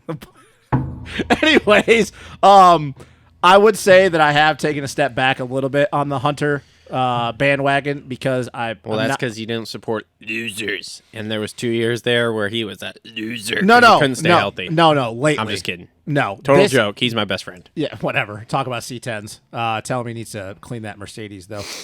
No, I would say that I've taken a step back just because, like, some of the comments that he's made this year, I'm not the biggest fan of. I still like the dude. He's still one of my favorite guys. So I'm super happy for him. He finally got it done. Like, he's still in Jet's shadow because Jet is going to have 4. Jet's going to the 450 before he is. Hunter has only a chance to get 2. I don't think he's going to get the second one, but whatever. But I'm happy for him. Like, it's good. He finally got it done. Had some ups and downs. Definitely got all the wins but one. But he had some competition there for a little bit. I am sad that Nate did get hurt because I would have liked to see them, even though Hunter still would have won the title. But no, it's good. And yeah, I am happy that at least he got one title before he bumped up to 450. Because I'm here to tell you, had he not gotten a 250 title before he went to 450, that would've been rough. It would have been Real a real rough. bad look. When your brother's over there gotten 4 Yeah. and you got none. So I'm happy for him, and it was cool. It was cool at the end of the race. Yeah. Joe, Smitty, everybody came up, congratulated him. AJ, like it was cool. Yep. So. So here's a big question for you. Second place, Joe Schmoda. Does Hunter win this title if Joe's there? I mean, dude, I stand by my comments. Like Joe and Seth were two of the guys that they're going to give Hunter a run. Yep. We finally found out that Nate learned how to put it together, and Nate was the one but Joe and Seth weren't there. I don't know, man. I don't know. I really don't. I would tend to believe that yes, because I still think there's some things that Joe needs to get comfortable with mentally in Supercross. Yeah. But his speed is not the issue. We know his cardio is not the issue. And I think last night was a point of him. The track was breaking down, and I still think he may not be a 100% race shape yet. Sure. And I think he just kind of like, you know what? Track's getting sketchy. Hunter, you got this, bud. Like, I'll see you at outdoors. But I don't know. I mean, that's a really good question because, I mean, I kind of said this in the offseason. I think Joe, if he's healthy, is a favorite for a Supercross title. I think so too. He's definitely, I mean, there's going to be like probably 3 or 4 people you could say next year going in that are going to be the favorites. And if Joe's healthy, Joe's got to be one of them, dude. Yeah. Joe really does. Like, but I still think, he needs to figure out some things mentally in Supercross that he just needs to be comfortable going into the red. Because I think that you definitely can see sometimes where he's just like, nope, Yep. I don't want to go that fast on a Supercross track. I think it's the bike. He'll be all better next year when he's at Honda. I think it's going to be, Supercross, yes. I think it's going to be all better outdoors. I think it's going to be fine outdoors. Yeah, we'll see. But no, good for him. I don't really know what he's going to do with the East-West Showdown because I honestly I don't think he really cares. I think he's going to he wants to get an outdoor title. Yeah, well, so I guess because we didn't get any gauge last week because he sucks at mud. Let's face it, if it's muddy, Which is he's still the not your weirdest guy. thing being a dude coming from it Japan. Is. It is odd. It is, but he's terrible in No, mud. he's terrible. We saw the MX of Nations. He couldn't even And qualify. he backed it up. He just proved our point last He just proved week, it up. so- Like, if we know anything, Joe Shimoda sucks in the at mud. Sorry, Joe. Sorry, I you really suck like in you, the man, mud. but Yes. yeah, you're not a good mud rider. Dude. But no, it's cool to it's just cool to see him back on a Supercross track. But yeah, I don't think he's really going to give too much effort in that East-West Showdown. No, because like I said, I Well, think he just he wants might. Well, I mean, I guess it depends on if he gets a start, yeah. But if he's like 10th, I don't think he's really going to be like, yeah, okay, fine, whatever. I think for him, his focus is make it through this last round of Supercross healthy, get to the first round outdoors, and then try to go win a championship. Because I think he has an axe. Him and Hunter may be okay, but I think he has an axe to grind with the way outdoors ended last year. Yeah, probably. Okay, so your boy Jordan Smith, third there. He rode really well yesterday. He did. I mean, he just sand. Jordan Smith does Jordan Smith things. He does, man. He arguably the fastest dude on track when he wants to be, and just somehow at least he didn't hit the ground. Did you think that we were going to have some... Okay, not do you think.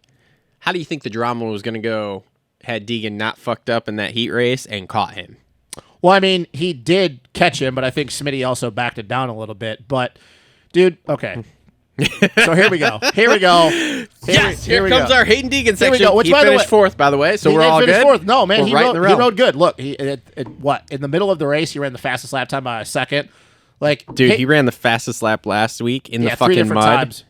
on the last lap. Yeah, no, like, dude, fast, gonna get second in the points, like riding good. Outdoor. We might, as we were leading the charge of the tone down the Hayden Deegan hype here, Well, we'll see what happens out. we might have underestimated his Supercross speed a little bit. Supercross, yes. Outdoors, I agree with Coach. I think he's going to get a reality check outdoors. He probably is. Which, by the way, did you see that? I don't consider him an outdoor guy. No, did you see so- that comment, though, that was left, like me being, I want to be the edgy guy, the dog on Deegan? I Yes. don't think I dogged on Deegan last I don't know week. if it was edgy dogging on Deegan or if it was just the edgy guy, period. Oh, yeah. I think it was just period, but... So, which is fine. You Like, do. whatever.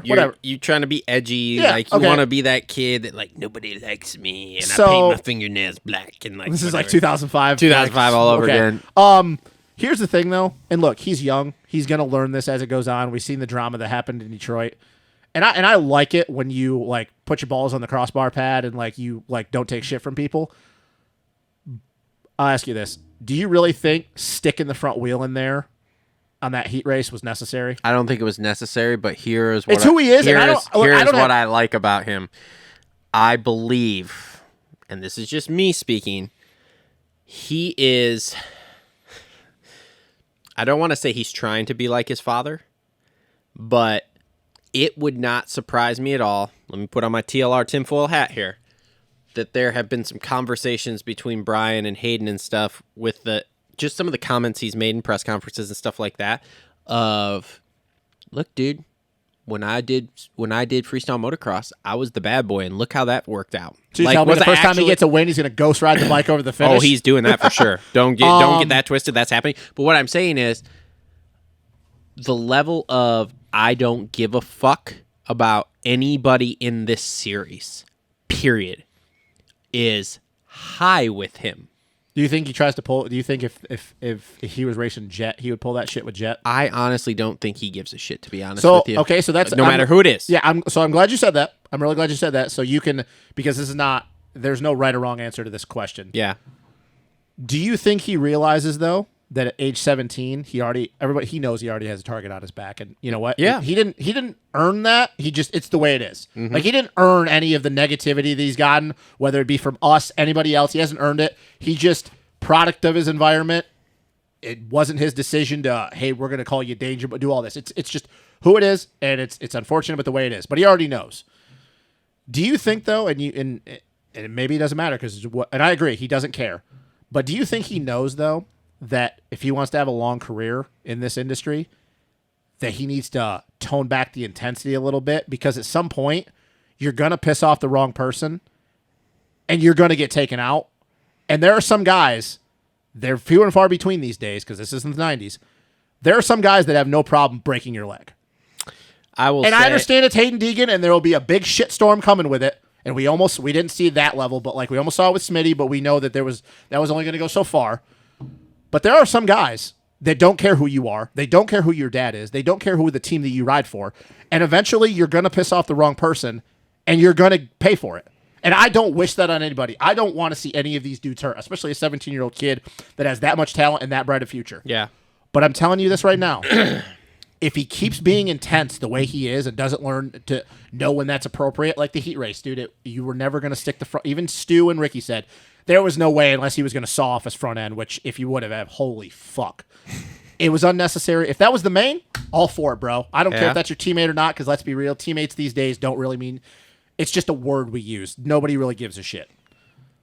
It's the heat race, bro. You have no chance. You're 10 bike links back unless you're going to tee him up and take him out. But back to my initial question. Do you think he realizes that unless he learns to tone the intensity back a little bit, at some point he's going to piss off the wrong dude and he's not going to like what's going to happen on the other end of it? Do you think he thinks about that? I'll tell you the same thing I said 30 seconds ago. I don't think he gives a fuck. And do you think he'll care, though, the moment that it happens, though? Maybe I'm reading too far into this. No, I think you're right. I think you're right. I fully believe with the way that the whole Deegan Empire has been set up since the institution of the Metal Militia way back in the day, I fully believe at this point that, and like I said, maybe I'm reading too much into this, there's too much tinfoil hat, and they'd probably tell me I'm crazy, but I fully believe that Brian's like, look, dude, everybody in this industry here for the last however many years has been so vanilla and so just like, oh, let's be cool with everyone.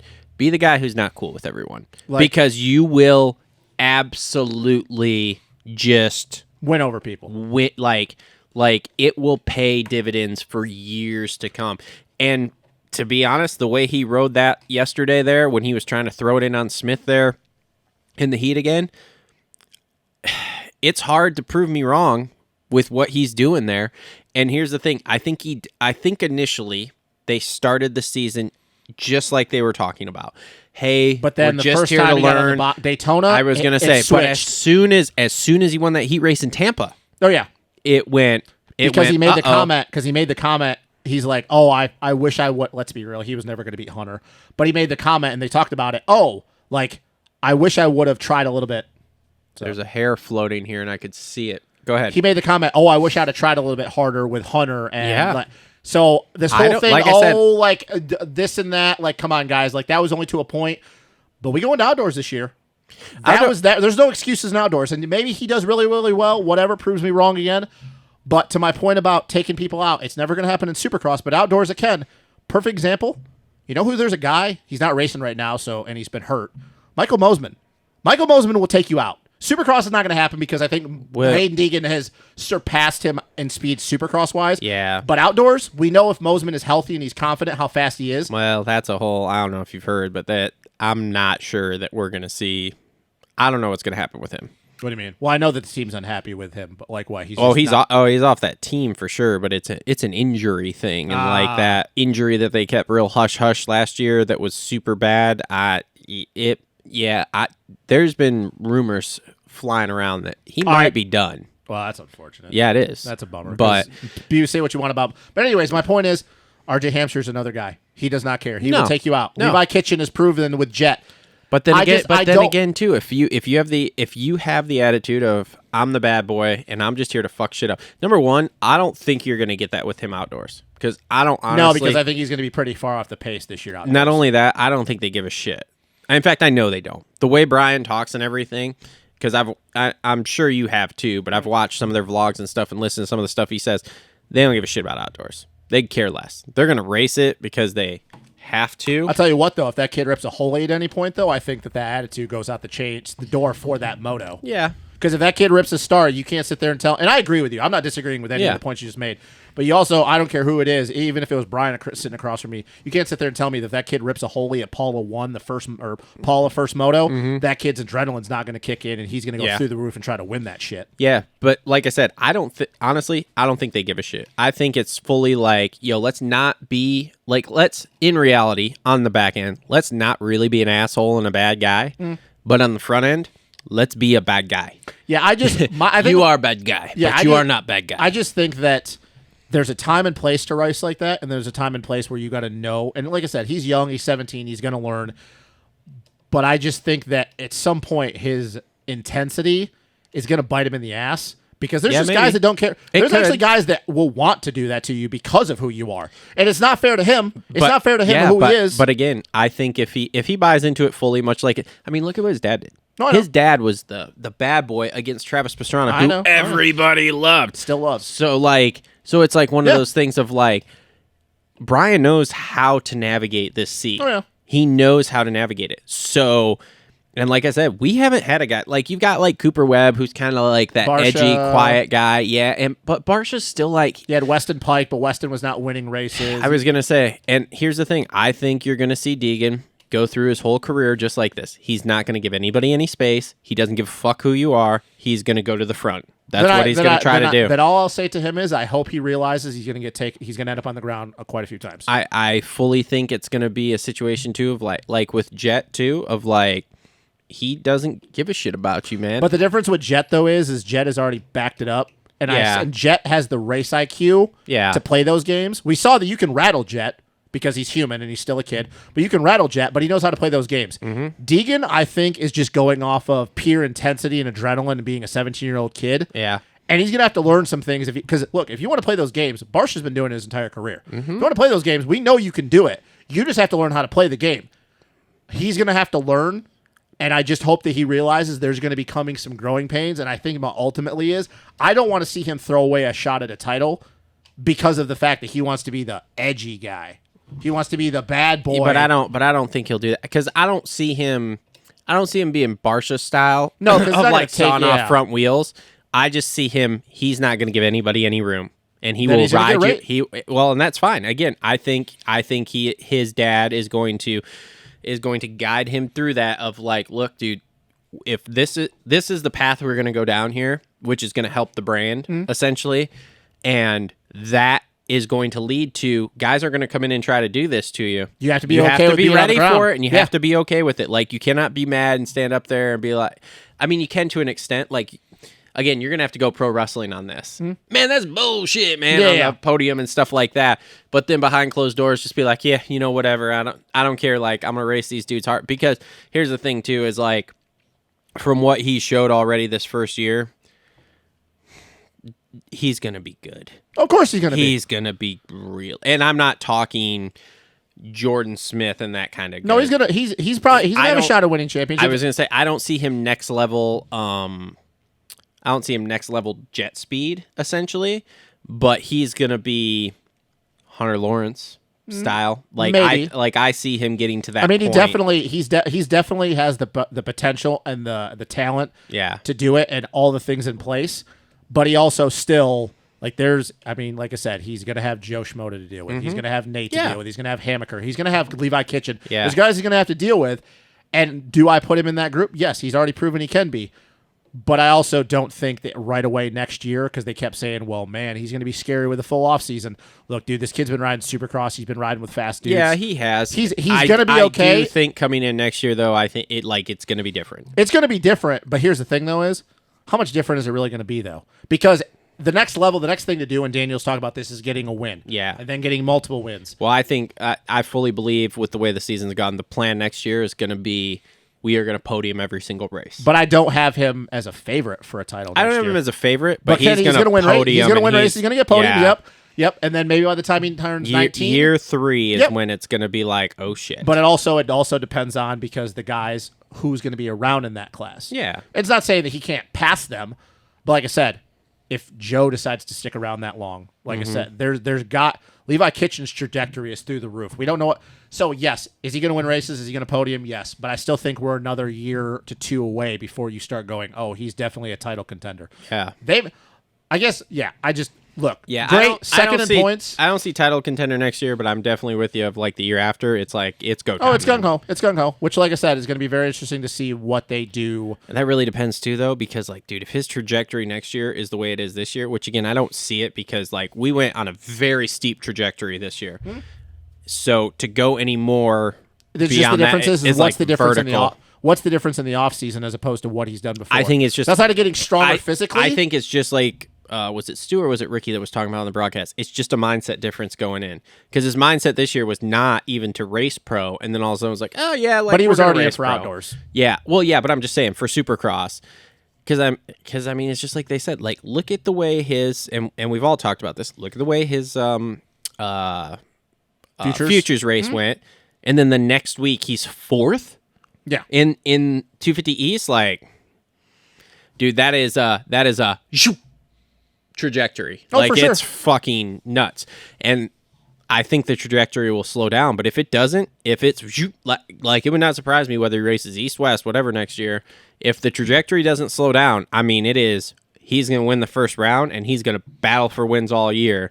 And then by the time you get halfway through whatever coast he's on next year, you're going to be like, this dude's the title guy. I mean, he could be. He definitely, obviously, has all the tools and the talent and the know how to do it. Yeah, it's just like I said. There's guys that are still going to be there next year. Yep. And if they're healthy, it's going to put a damper on that because we've seen it multiple times, and it's the only thing, and that comes with you have to have this to get a win. Mm-hmm. We've seen when everybody's there that he is still a tick off as far as and I know he put the fast lap in, and it is what it is. But he's still the speed's much better though than the first round too. Oh, for sure. We all he's gotten out of the box 3 times. Yeah. He's set fast laps. Whatever. He's won heat races. But like I said, that is still the one thing that and that can work out in the offseason. He can work on it. And like I said, maybe he does go win the first round next year and he puts himself in a really good spot. I just think that if you have to deal with Joe Schmoda, a healthy Joe Schmoda, yeah, oh yeah, I think I'm not going to pick him over Joe. There's gonna be challengers. We'll see. I mean, it's definitely super interesting. He's definitely in that 5-rider group next year, no matter what coast he's on, for being a title contender. Here's the thing. I'm super glad we have him now because since Jet's moving out of the class, if we don't have him, the 250 class overall gets boring-ish next year. Why do you say that? Because there isn't like a top, like a real top guy. Like you had Jet coming in and you're like, dude, oh, he's you mean gonna like a dominate. guy that's going to change things and stuff? Yeah, he's going to dominate whatever coast, Then it's kind of one of those, it's like back in the air and it's kind of like a building year of like, well, this guy could win or this guy could win. Well, how crazy is it to think that next year your 5 guys, since we know Hunter's going 450, your 5 guys, if they're all healthy, is Joe Schmoda, Hayden Deegan, Nate Thrasher, Seth Hammaker, and Levi Kitchen. Mm-hmm. Those are your 5. Like, think about, like, I know we got to move on, but just think about that for 1 second. Yeah. Those are your 5 guys that are your title guys, which all 5 of them are very deserving of it. But those are your 5 guys right there that are going to be your title guys if they're all healthy, which they all deserve it, and they've all proven they can win. Yeah, they've all won a main. Yeah. Well, I mean, Nate's won more, and Seth Has Levi won a race listed on main? Triple Crown? No. So he's literally never. Well, he's won the main, but he got it at the Triple Crown. He didn't win a main. So yeah, it's going to be Nate and Seth and Joe that have all actually won a main. Super interesting. But it's crazy to think about that those are going to be your 5 guys with Hunter moving out next year that are going to be your title guys. Yeah. So here's the next question. So Deegan beats Anstey. It's raining now. So Deegan beats Anstey for second in points, right? Yeah. Oh, yeah. Okay. Well, yeah, unless something wild happens at the East-West shootout where, like, Deegan goes down and Max, like, just gets, like, 6th or something. Yeah, because let's see here. He's second because it's 4 points now? 68 points. Hold on, I'm looking. 2 points. 2 points? Yeah. Yeah, I mean, outside of something super wild, which, once again, is the East-West shootout, so it could happen. Yeah, and, it was... I don't know what is going on with Max. Like, because I'm not saying that the guys haven't gotten better as the season's gone on, but outside of the win at East Rutherford, which we know a lot of that had to do with the mud, like he proved at the beginning of the year that he has the speed and the capability to be on the box. Like, even yesterday, he doesn't look as confident when it's just a normal race. I'm here to tell you, from what I've listened to this week with him talking all the time, I think he's fine with this because he came into this season kind of going, I don't really know where the fuck I stack up, to be honest with you. And then like the podiums at the beginning surprised him. The race win, I think, surprised him here.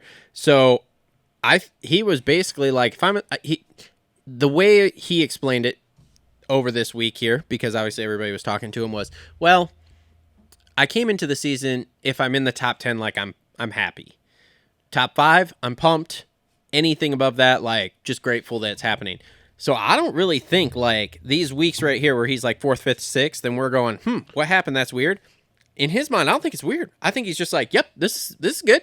This is a good start. Which is wild to me because, like, I'm a big Max Anstey fan, and I'm fine with it. If he's fine with it, I just love seeing Max ride. I'm glad he's over here. He's healthy. He's making a living. He's got a family. But that's the crazy thing is, and I don't know if you would know. I mean, you've known who Max Anstey is for a long time, and I know you didn't follow his career like I did.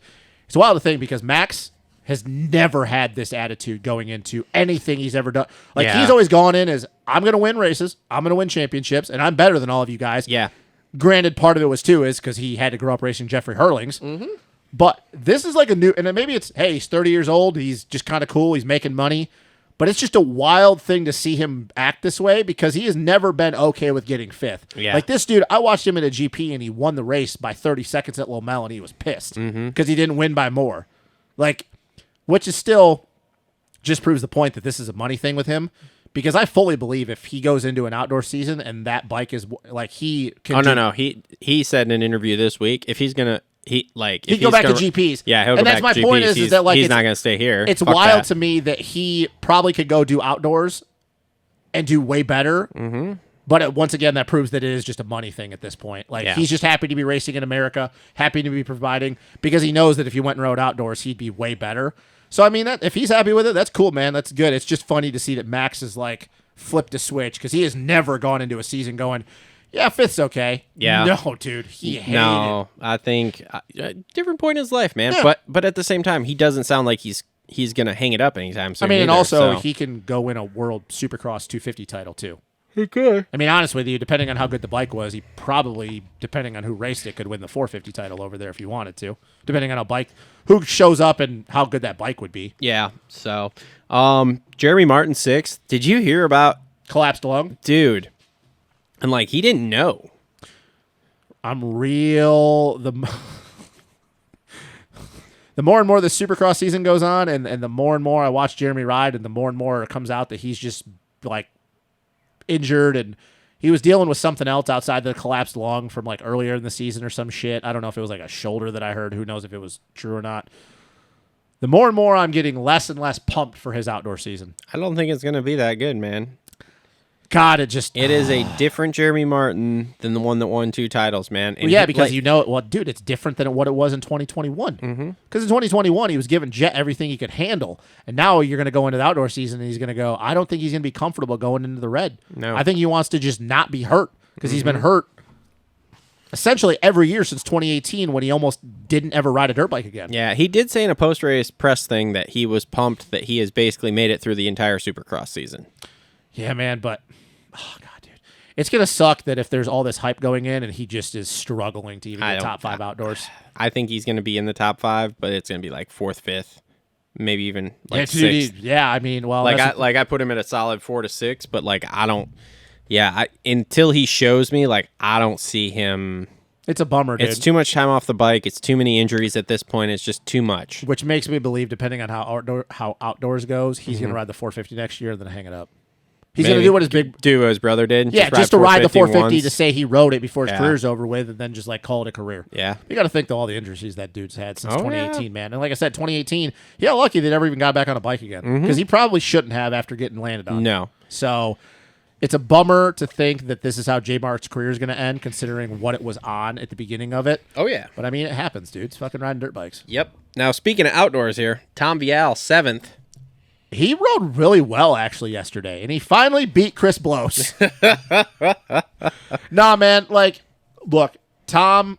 I think the whole goal, and I don't know if you saw, but like Jace had Paul Malin on, and they Yep, which was listened to very. that. I love listening to Paul Malin. That dude is so insightful, and he's so good at what he does, especially for the fact that he does like 7 hours of shit Dude, by he himself, he is gnarly. and he never like runs out of shit. I to don't talk understand how he does it, man. about, which kind of makes our guys, even though we have really good guys, look subpar. yeah. Oh yeah. But I fully believe with what Paul and Jace were talking about, and I think the same thing was in his camp. Just make it through Supercross, man. Don't get a really bad injury. Which like- is what I think I think that's the point we're to. I think Make it for a through while there Supercross. he was really trying. and he then showed what he could do. Yeah, and then he had a couple crashes and he was like, you know what? I'm good. And see, here's the difference, and we'll talk about this when we get into outdoors. The difference between him and every other person that has come over in his position, Kenny, Marv, Dylan. He didn't get hurt through Supercross because all those dudes got hurt when they came over in Supercross. Yeah. If he makes it through the Supercross season, he's already a leg up on what those guys couldn't do. So that's even better going into outdoors. I think he's going to do this. I think he's going to win the outdoor title, but even if he does it, it's a learning thing.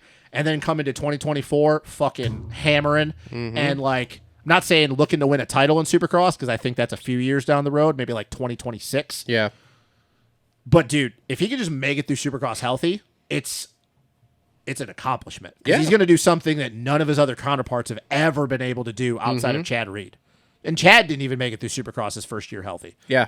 So I'm just glad when he got landed on in Atlanta that didn't like put him out. Because when I saw that, I'm like, oh, you've got to be kidding me. Seriously. But no, he's shown flashes of brilliance. That first round at the beginning of the year was really, really good. I thought the Supercross season was great for him. I think it is, dude, and he's gonna end up. I think he's gonna end up just inside the top 10 in points, depending on what he does. Because I know he's outside of the top 10 right now. I think because of not finishing Atlanta.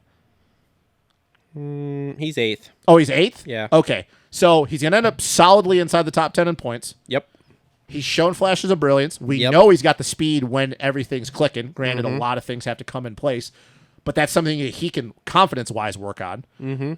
Yeah, dude, just make it outdoors healthy, bro, because we know that KTM brought you over with just to win for this outdoor shit, at least right away. So I'm happy with it. Hopefully he's happy with it. You know the team's going to be happy with it. So good on him. And yeah, man, I just like watching Tom ride. So Yeah. Yep. Chris Blows 8th. He's got a World Supercross ride that hasn't been announced yet. Is it back on with Bud Cowell? He said it's not the same team as last year, so I don't know So who it he's won't be riding with with. Bud. Speaking of that, Carson Mumford looks like he might be up for that outdoor ride, Could be. which apparently Kawasaki is promoting that Jet Reynolds will be on the line at Paula for them. Heard Jet Reynolds took another digger during the week. Okay.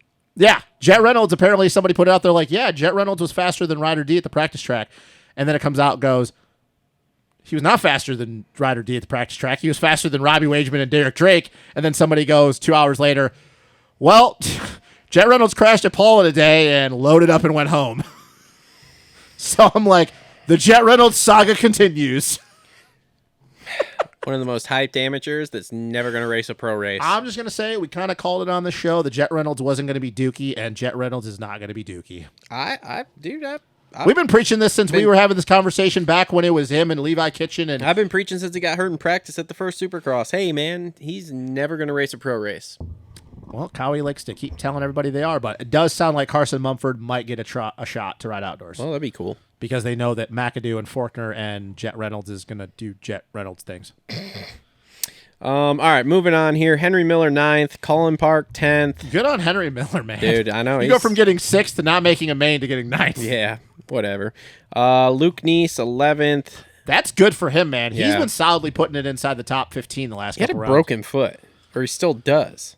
I don't know if you saw it. You probably did at some point, but you don't remember it's the exact bit. But it was when they were doing the Clizzy Transit Club, and Yeah. they were doing at the beginning of the season when it was him, Phil, and like J Mart was just like working his way back onto the bike, and Brandon and Luke was sitting on there and on that haggard practice bike, and they're like, "All right, we're gonna do sprints, and then we're gonna do sprints, and then we're gonna do 15s." No, he said we're gonna do 20s, and Luke put his hand over the bars and he goes, "I'm not doing 20s." And Brandon goes, "Why?" And he goes, "Because I can't do 20s." He goes, "I'll do 10s." And Brandon goes, "Your ass is doing 20s." He goes, "I'm not doing 20s."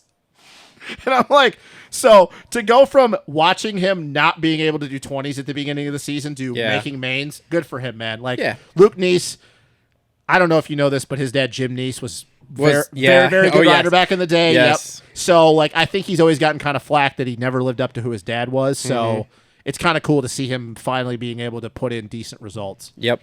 Talon Hawkins 12th. Was an unsuccessful season considering he definitely Honestly, was not supposed to. This is not I even a was gonna Hayden say, Deegan thing. Honestly, This was not supposed to happen. no. Honestly, he made it through races. And he got, I think his best finish was 11th. Let's see here. Maybe I'm wrong on that. I might be wrong on that. Let's see. Yeah, he got 11th at Houston. Actually got an 8th at Atlanta. Okay. So, but more outdoorish. Yeah. So, like the 11th. We'll call the 11th at Houston. Look, man. For a guy that wasn't even supposed to ride pro this year, till yeah, outdoors, and like this is not, keep in mind, folks, this is not even a Hayden Deegan Chance Hymas No. thing. Like this was not even, like Hayden Deegan was not supposed to, but there was still a possibility. Talon Hawkins was not supposed to ride Supercross and only ended up on that bike because Jalek Swoll can't stay healthy. yeah. So I would say that 11th, I think that's pretty impressive. Yeah, I'm okay considering with he it. did it when everybody was still pretty close to being 100% healthy. And he is 13th in points. I So mean, I think I think that's a successful season. if he doesn't get 2 more years on that team, I'm going to start questioning Rockstar Husky here pretty hard about throwing their kids in too early and then forcing them out. Well, you know, I because mean, his family we've has seen money, and that. Jalek Swoll had family has. So I mean, you know, Jalek Swoll kept getting rides. Yeah. Jeremy Hand, 13th. Jace Owen torpedoed my fucking fantasy team. Did he? Oh yeah, he probably had Dude. like what, like a 3 handicap or something. I was in the top. I was in the top like 500. And he for probably a had like a huge 3 majority of handicap. that Probably had, main. like a 3 handicap. No, it was didn't like a 0 or something. 2. I think it was a 2. Yeah. So I got like all of 12 points. So that really sucked. I saw him crash too on the broadcast, and I was like, "Is that a joke?" Like there it Which goes. is the funny thing is because outside of his long hair and Cullen Park being like extra tall, Yeah. half the time you can't tell who's who on no, that team. dude. Like you mean They said Caden Braswell, and it's like every Cody time. Schock, and he's like, wait, no, that's Caden Braswell. Yeah. So so Caden Braswell 15. Good on him. Same thing, like a kid that didn't really have a lot of hype, even though, you know, he got that coveted Horizon Award. Yeah, so we're gonna move on from that. Josiah Notsky, 16th. He was on my fantasy team. Once again, guy that never rode Supercross up until this year, so whatever. Yep. Cody Schock, 17th. You think he's just waiting for outdoors? I don't know, man. That kid is so I don't know what's happening with that. AJ Catanzaro, 18th. That's a good ride for him. He was also on my fantasy team. Michael Hicks, 19th. He got Faded like a cheap suit in screwed. that LCQ, though. Yeah. Woo! Garrett Hoffman, 20th. First main I think he's ever made. I so think good so, for him. He's on the too. TPJ thing. Yep. Jace Kessler, also first main, 21st. Congrats, that was good Jace. for him. Yep. Solid. Made it in through the heat race. Yeah. So good for him, man. Good for him. I don't really know what his program looks like going into outdoors, but good for him. Yeah, I don't know either. I should text him and ask. Maybe it's an OnlyFans sponsor. Brock Pappy, 22nd. Anything else 250 wise you want to talk about? No. I mean, We did our 45-minute Deacon segment. Yep. Get our views on that one. Yep. I mean, Jet can't wrap up the well, no, can he No, wrap up yeah, the he title? can. Okay, He's so like- Jet's gonna wrap up the title next week. It's just is RJ gonna try to torpedo He's 39 points up, I think. Jet? Yeah. Oh, that's right, because RJ. Okay, Yeah, 'cause never mind. RJ He's gonna he's gonna wrap it himself. up. We'll see if RJ tries to torpedo him in the last turn again. No, all jokes aside, I mean, let's be real. Jet's going to wrap up the title. Is he going to try to win? Is RJ going to get? Because let's be real. At this point, it's RJ's the only one that can, pace him for any length of time. Yeah. Man, I don't know. I've told you I'm ready for outdoors at this point because like all these championships, one's over with. The other two are pretty much done. Like what? I don't really know if there's any storylines going into 250 West next weekend outside of Jet wrapping up his 4th title. There isn't much in 250 West outside of Jet wrapping the title. That's kind of done. The only one we have left basically is the 450s, which Chase is 18 points out now? Yeah, he's got no shot. The only thing is and now Barsha's not going to be on the line. Coop's not going to be on the line. Yeah, if something happens to Tomac, okay, but chances of that are real slim. So just waiting for that show. All right, so the last thing, and then we'll get on the GP, whatever you want to talk about with that. Do you believe that since both championships are going to be wrapped up, not saying like 100, but do you think if they're put in a position, Jet and Hunter kind of let it go and try to go out and see who's faster in Salt Lake? Yeah. But do you think? Okay. Oh yeah. But do you think it's a circumstantial situation? Do you think it depends on where they are? Like if they get a start together, I don't care if they both don't go 1-2. Like if they start together, because I believe that if that happens, yes. But if I believe if one's in like 2nd and the other one's 10th, both are gonna. Oh no, I think this is. Oh, you think so? I think this is going to be fun to watch because their titles are going to be wrapped, Yep. so that's done, that's secure. And I think it's going to be like, hey, bro, like, let's not do anything stupid and jeopardize our outdoor seasons. But Especially let's go for have Jet. have a battle royale for who's the fastest. So yeah, no, I think this is going to bode Well, then that's going to be the very only thing well I'll be for looking us. forward to. I mean, look, the races, I still love it. I'm Yeah. obviously going to be, but like that's going to be the only thing to look forward to Yeah. then, because Yeah. it's going to be interesting, especially with that track, Oh yeah, because that shit's going to be like concrete. Yep. So it's going to be real interesting.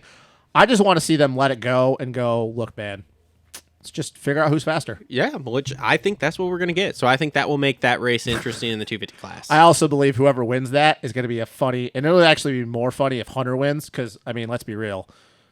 At this point, you would have to say Jet's outright faster, but the way Hunter's been riding, it's a toss-up. It's questionable. I think it'll be more for Hunter, because Hunter can go, bitch, I beat you on your last ever 250 race. Suck it! Because let's be real, we know Jet's not riding the 250 at the World. No, Humpty he's already shit's said it. 450. Yep. So Hunter can be like, yeah, bro, I beat you on your last ever 250 race. Yep. Suck it. So, that'll be interesting then. Yeah. That will be interesting. That'll be something to look forward to. And That's the one good thing about both these titles being wrapped early is that we get to see these brothers go out and actually battle it out. That'll here be really cool. for Then I'll be Supercross because we've really supremacy. not had a chance to see that No. throughout their Supercross careers. We've seen it in outdoors. Yeah. We haven't seen it in Supercross, so that'll Yep. be cool. Yep. Okay, so that's your 250 race recap brought to you by our friends at Adept Creative Co. There. Make sure to go check them out. Links in the description down below. All right, let's talk GPs a little bit here. We don't have to necessarily talk the Argentina race that happened today. We can just talk Portugal, whatever. We can just talk. This is how Argentina was round 1, but close. Portugal is on my screen. Yeah, here. I mean, it's in the not same region, but okay. Yeah. So, What you got for me? I think these guys are all fucked in that MX1 class. Well, yeah, Or the because Hurlings has MXGP. been riding his way back into pace, and I don't know if you've at least been watching the highlights, Yeah, right? yeah, that's what You I. s- That's you what I saw- do. yeah, because I don't I have s- time for everything, Yeah. so that's what I do. Yep. Well, first off, you've seen he won the overall today. Yep. You've seen what he did in Sardinia in that second moto where he was Yep. going, and then you saw 2 weeks ago in Trentino. Mm-hmm.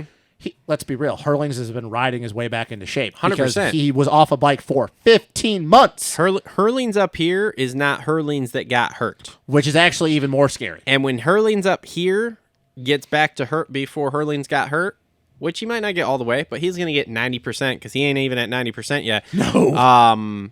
Yeah, you guys are really screwed. Like, and this has been talked about through some other pundits too. If you guys had a chance to really kind of, You had a chance to kick the dog while he was down. yeah, and y'all are fumbling it away. He's been on the podium. He's won motos. He's been there. He's been there in qualifying because now we know that means something. Yeah. And Prado, once again being the Michael Essie version of the GPs, like when he gets a That start, kid's but nuts. if he doesn't get a top 5 start, the kid's race IQ is shit. Yeah. Granted, he's had a lot of injuries, but yeah, they're all screwed. And I mean, I don't know if you've heard the thing with Hurlings, but his plan is because he re-upped with KTM World or Global or whatever the hell they like to call themselves these days, because we're KTM North America. This season, next season, final season, American Outdoors. That's his plan. That's what I've heard. Because he wants to ride outdoors before he retires. does. So here's the thing, and Wyman and me were actually talking about this. So this was gone over, and Malin has talked about it when he talked about it with Jace. He's got 5 championships now. Mm-hmm. He just tied Everts for the most wins, but he only did it with 5, where Everts had 10. Yep. So that's an accomplishment in itself that you won that many races with 5 less titles. Mm-hmm. He's essentially blown 5 titles, but because of he's hurt. And I've said this before, but it's a statistic. He has never lost a championship that he has finished. Yeah. Ever. So we always like to have this hypothetical debate, and it doesn't really mean anything about who's where. Ricky's greatest of all time, Stu's number 2, RV, Eli, like where does Dunge go? Where does Chad? Where does McGrath? Then you add in Everts and Cairoli, but it's different because they don't ride Supercross. Mm-hmm. So right now, to me, everybody picks Everts. I think Cairoli is the GOAT of the GPs because Everts had a lot of really good seasons, but Cairoli, nothing against Everts. He did it against like Tortelli and Mikel Pichon. Mm-hmm. But Cairoli did it with a lot deeper competition. Yeah. He won those championships with a lot deeper competition. Well, and Paul pointed this out too. When Everts was riding, like you could ride like both classes or something too. So Everts would do. So it's like. Don't get me wrong, one of the greatest of all time. Yeah, I felt Paul did a really good job of like pointing out like, okay, like here's the stats, but here's what you have to look at because things have changed over the years. Whereas Cairoli, when he won titles, he run against a prime Max Nagel, a prime Steve Ramon, Kevin Strybos, David Philipparts, Josh Coppins. Like, he did it against everybody. Mm-hmm. But then always people learn about Hurlings because he left 5 on the table. Yeah. He's left 5 on the table, but it's only because he got hurt. So say he wins this year, which, let's be real, he's going to. And then if he makes it through, which also, too, is wild to think that he doesn't actually really crash during the races. It's always bullshit. Think about that. Like, the races you've won. He doesn't crash during the races. He always crashes. There's been a couple. So he broke his shoulder, but he got landed on. I was gonna say. So there's that, and then there's when he torpedoed himself and snapped his neck. Yeah, but that was even during the race. That was during practice. Yeah, so like there's been a couple. But it's like he's not a crasher. Yeah, races, but he's not a crasher though, which is wild to think. If he wins this year, wins next year, let's be real. When he gets it going, he's gonna fucking probably win outside of a crazy thing. Then he comes over here to America. So think about it. By then he'll be 29. He'll have 2 more titles, so he'll have 7.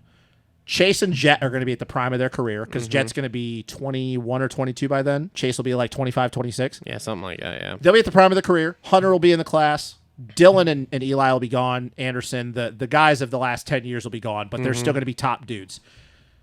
If Hurlings was to come over and win our title too, I really think, and this is all hypothetical, but it's just fun to have this conversation, I really think you would have to start thinking about him. Nobody's ever going to reach Carmichael. Mm-hmm.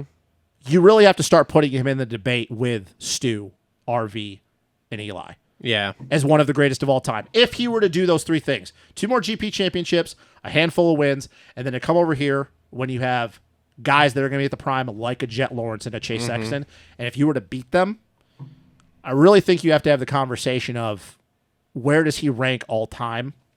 Because you have to look at it, he doesn't do Supercross, so that plays into it. It's unfortunate. Yeah. And look, I love Tim Geiser. You love Tim Geiser. One of my favorite guys, one of your favorite guys. Timmy G's never beaten Hurlings for a championship when Hurlings has been healthy. Mm-hmm. It's the one thing that you could say about Timmy G's titles. He's never done it when Hurlings has been healthy. Yeah. He surpasses Tim Geiser. I just think that a lot of these guys, you're right, they had a chance to kick him while he was down and get a bunch of points on him. Yeah. And y'all fucked up. Oh, yeah. Y'all screwed up. I just really hope, since that's his plan, he makes it the next 2 years, because I cannot imagine, because he'll still be at the prime of his career at 29, because he's not lacking anything. I want to see a him, Chase Sexton, Jet Lawrence showdown. Mm-hmm. I want to see that. I just hope that's how it plans out. Because I just want to see the Eli. But see, here's the thing, though, man. I don't know if that's going to happen. I don't know if that's going to happen now. I don't know if that's going to happen now, man. I Hurlings is all in. Oh yeah, and I think Eli kind of is too. Eli's in, from what he said, from what Jace has said that he said. Eli's in too. Now, it has been pretty quiet on the Eli side of things here, but you know he's a busy guy, so whatever. But yeah, so I don't know if that happens. Greatest thing ever. Yeah, I'd love to see it. I would pay to. I'd pay to see it. I'd pay to see it no matter what it costs. You know, and you got that, and you know, there's also talk of, and I said this to you about Prado coming over here. That's been slipped in every now and then. I don't think Prado's coming. It's probably not going to happen, but if things start to go sideways like they keep going on that front from the KTM Gas Husky side, it's possible. But apparently Yamaha wants to offer him a lot of money. They just paid Maxim Renault a lot of money. If you listen to Paul Malin, and I trust Paul Malin Oh, yeah. a lot more than any of us. Oh, yeah, know, for sure. He said that Prado's not coming. There's a lot of talks that Kida Wolf is coming though. Oh, yeah, because Kida Wolf wants to race Supercross. Yeah. There's a lot of talk about Kida Wolf. And then There's been talk about Liam Everts. There's been talk about Garrett's. I don't know that we'll see Everts, dude. There's no way he's gonna he's gonna want to try to leave without leaving some sort of legacy to follow up in his father's he's not. footsteps. He's not. He's got a long way to go before He that does, yeah. He had a rough Well, one and then the this Coonan weekend, brothers too. are coming over. That is Lucas and Sasha Coonan. That is the next one. Yeah, because they're Mertz guys. Yeah, well, and Lucas Coonan. Sasha's been hurt. He hasn't raced a round yet. Lucas is They're definitely racing what, EMX right now? No, he's racing MX2 for Factory KTM. He's a Dymo and Liam Everts teammate. Sasha? Oh. Yeah. He got hurt at a round before the That's opener. why I haven't heard his name other than Yeah. the fact that he's a what's it Well, called? and you can also see because he's a tiny little Belgian kid that's like 5'2". Okay. But his brother Lucas has a very high ceiling, and I Yeah. could see I could totally see this like a Hunter Jet Lawrence thing, even though they're a lot closer in age than Hunter and Jet. Mm-hmm. So there's not really a big brother little brother thing. But I could totally see this as like, oh yeah, like Sasha's gonna come over. He's like Hunter. Like Sasha's gonna be like the consistent one, and Lucas has the flair, and Lucas is like, because Sasha's like the gritty one, even though he's like the smaller one, where Lucas is like kind of got this swag about him, and Sasha just ends up being like Hunter, and Lucas ends up being like Jet, which is funny because they're Mertz guys. Yeah. But the plan for them is to one more year in MX2 and then come over in 2026, and they will slot right into a factory Husky and KTM ride. Yeah. So KTM is going to have 2 Euros on their team at the same time, and Husky's going to have Lucas, which I don't know about Sasha. Kid's got to grow a lot because he can be prone to injury because he's very, very small. Like, if you get a chance to look him up, the kid is very tiny. But Lucas, he also does not have that give a fuck attitude. Like, he stuck it in on Kida Wolf a bunch of times, and Kai was just kind of looking at him like, you little motherfucker. Like, they're not far off in age because Kai's still a teenager. But, like, Kai's looking at him like, you little piece of shit. What the fuck are you doing? Get the fuck out of here. Yeah. But, no, man, like, we're the winners in all this because we're getting more and more talent over here. Mm-hmm. So, and Mertz just keep cashing them fucking checks with all these top dudes. Making stuff happen, dude. God, it's crazy, bro. About the Gibson guitar collab this That weekend. was sweet. That was interesting. You think they're going to try to do anything cool for the last round? Oh, yeah. Oh, for sure. I think they're going to try to probably try to do something cool for the first round outdoors as well. More than likely, yeah. Yeah. So, I mean, look, dude, I'm not on that whole bandwagon thing. I like Hunter. I love watching Jet ride, but it is very, very cool the shit that they are able to do with the contacts that they have. Yeah, man, it's a wild time we're living in as far as the stuff that they're bringing on board to our sport. And somehow, other than the Jets and Donuts, we just don't keep capitalizing on that shit. Nope. So pathetic, dude. I'm not even going down that goat path today. Nope. But yeah, good for Mertz. Like he's killing it, man. He's killing it. Isn't Volan's one of his guys too, right? Yep. Okay. So I was about to say it's kind of funny. You got 2 Aussies, 2 Belgians, and a Jap, and then you got 1 American. Yeah. Has he talked about adding more people, or is this kind I of don't like think his he limit? is. No, I It's don't kind of think his he is. limit. Yeah. Okay. It's only so much time in a day, man. But yeah, because he's always with Jet and Hunter. Yeah. Like you might as well just live with them. Yeah, basically. Might as well. I mean, he's attached at their hip. Which doesn't he have a kid? Yeah, didn't you see him take No, pictures that was his kid, yesterday? wasn't it? Yeah. Yeah, I don't know how he has kids with those tight ass pants he wears. I don't understand either. I feel like it cut off circulation down there. But yeah, no. So yeah, the GP boys are fucked, and Gertz is gonna kind of run away that 250. Yeah, title. Gertz has definitely run away with that 250 title. So I mean, you know, on to the last 2 rounds of Supercross, and then get ready for outdoors. Yeah. Excited. Sure. I'm excited for that. Well, I'm excited for both classes. Yeah, me From too. Wars. We'll see. We'll see here, man. All right. Anything else you want to talk about? This has been a relatively short show for us here, but no, I mean, nothing really outside of just the race itself. Looking forward to Jet's going to wrap up his 4th title, which is, you know, he puts him in a different class, puts him in a pretty elite class there. Good for him. Mm-hmm. Yeah, just kind of looking more forward to the last round of that East-West showdown. Because I think by then, I think Tomac's going to just solidly not really give a shit. You want to know what I'm looking forward to? Riding some Supercross here soon. Dude, just because you have a single over table triple does not mean you have a Supercross track in your backyard. Not yet, but we're working on You it. don't even have a whoop section. I'm going to work on the You have like some next section You have here. like some moguls. I'm gonna work on the next section here soon. I don't need to ride whoops. Okay, it's just not a thing. Suspension also might be a little soft. Yeah, I'm not even trying to do that. Nope. Nope. Nope. I'm just trying to ride rhythm sections and finish line jumps. Okay. Seat time. Seat time. I do love Supercross. I'm over it at this point. I'm ready for outdoors. I'm trying out for futures. 38 in futures. Oh, futures like if they go to Sunday. No. Oh.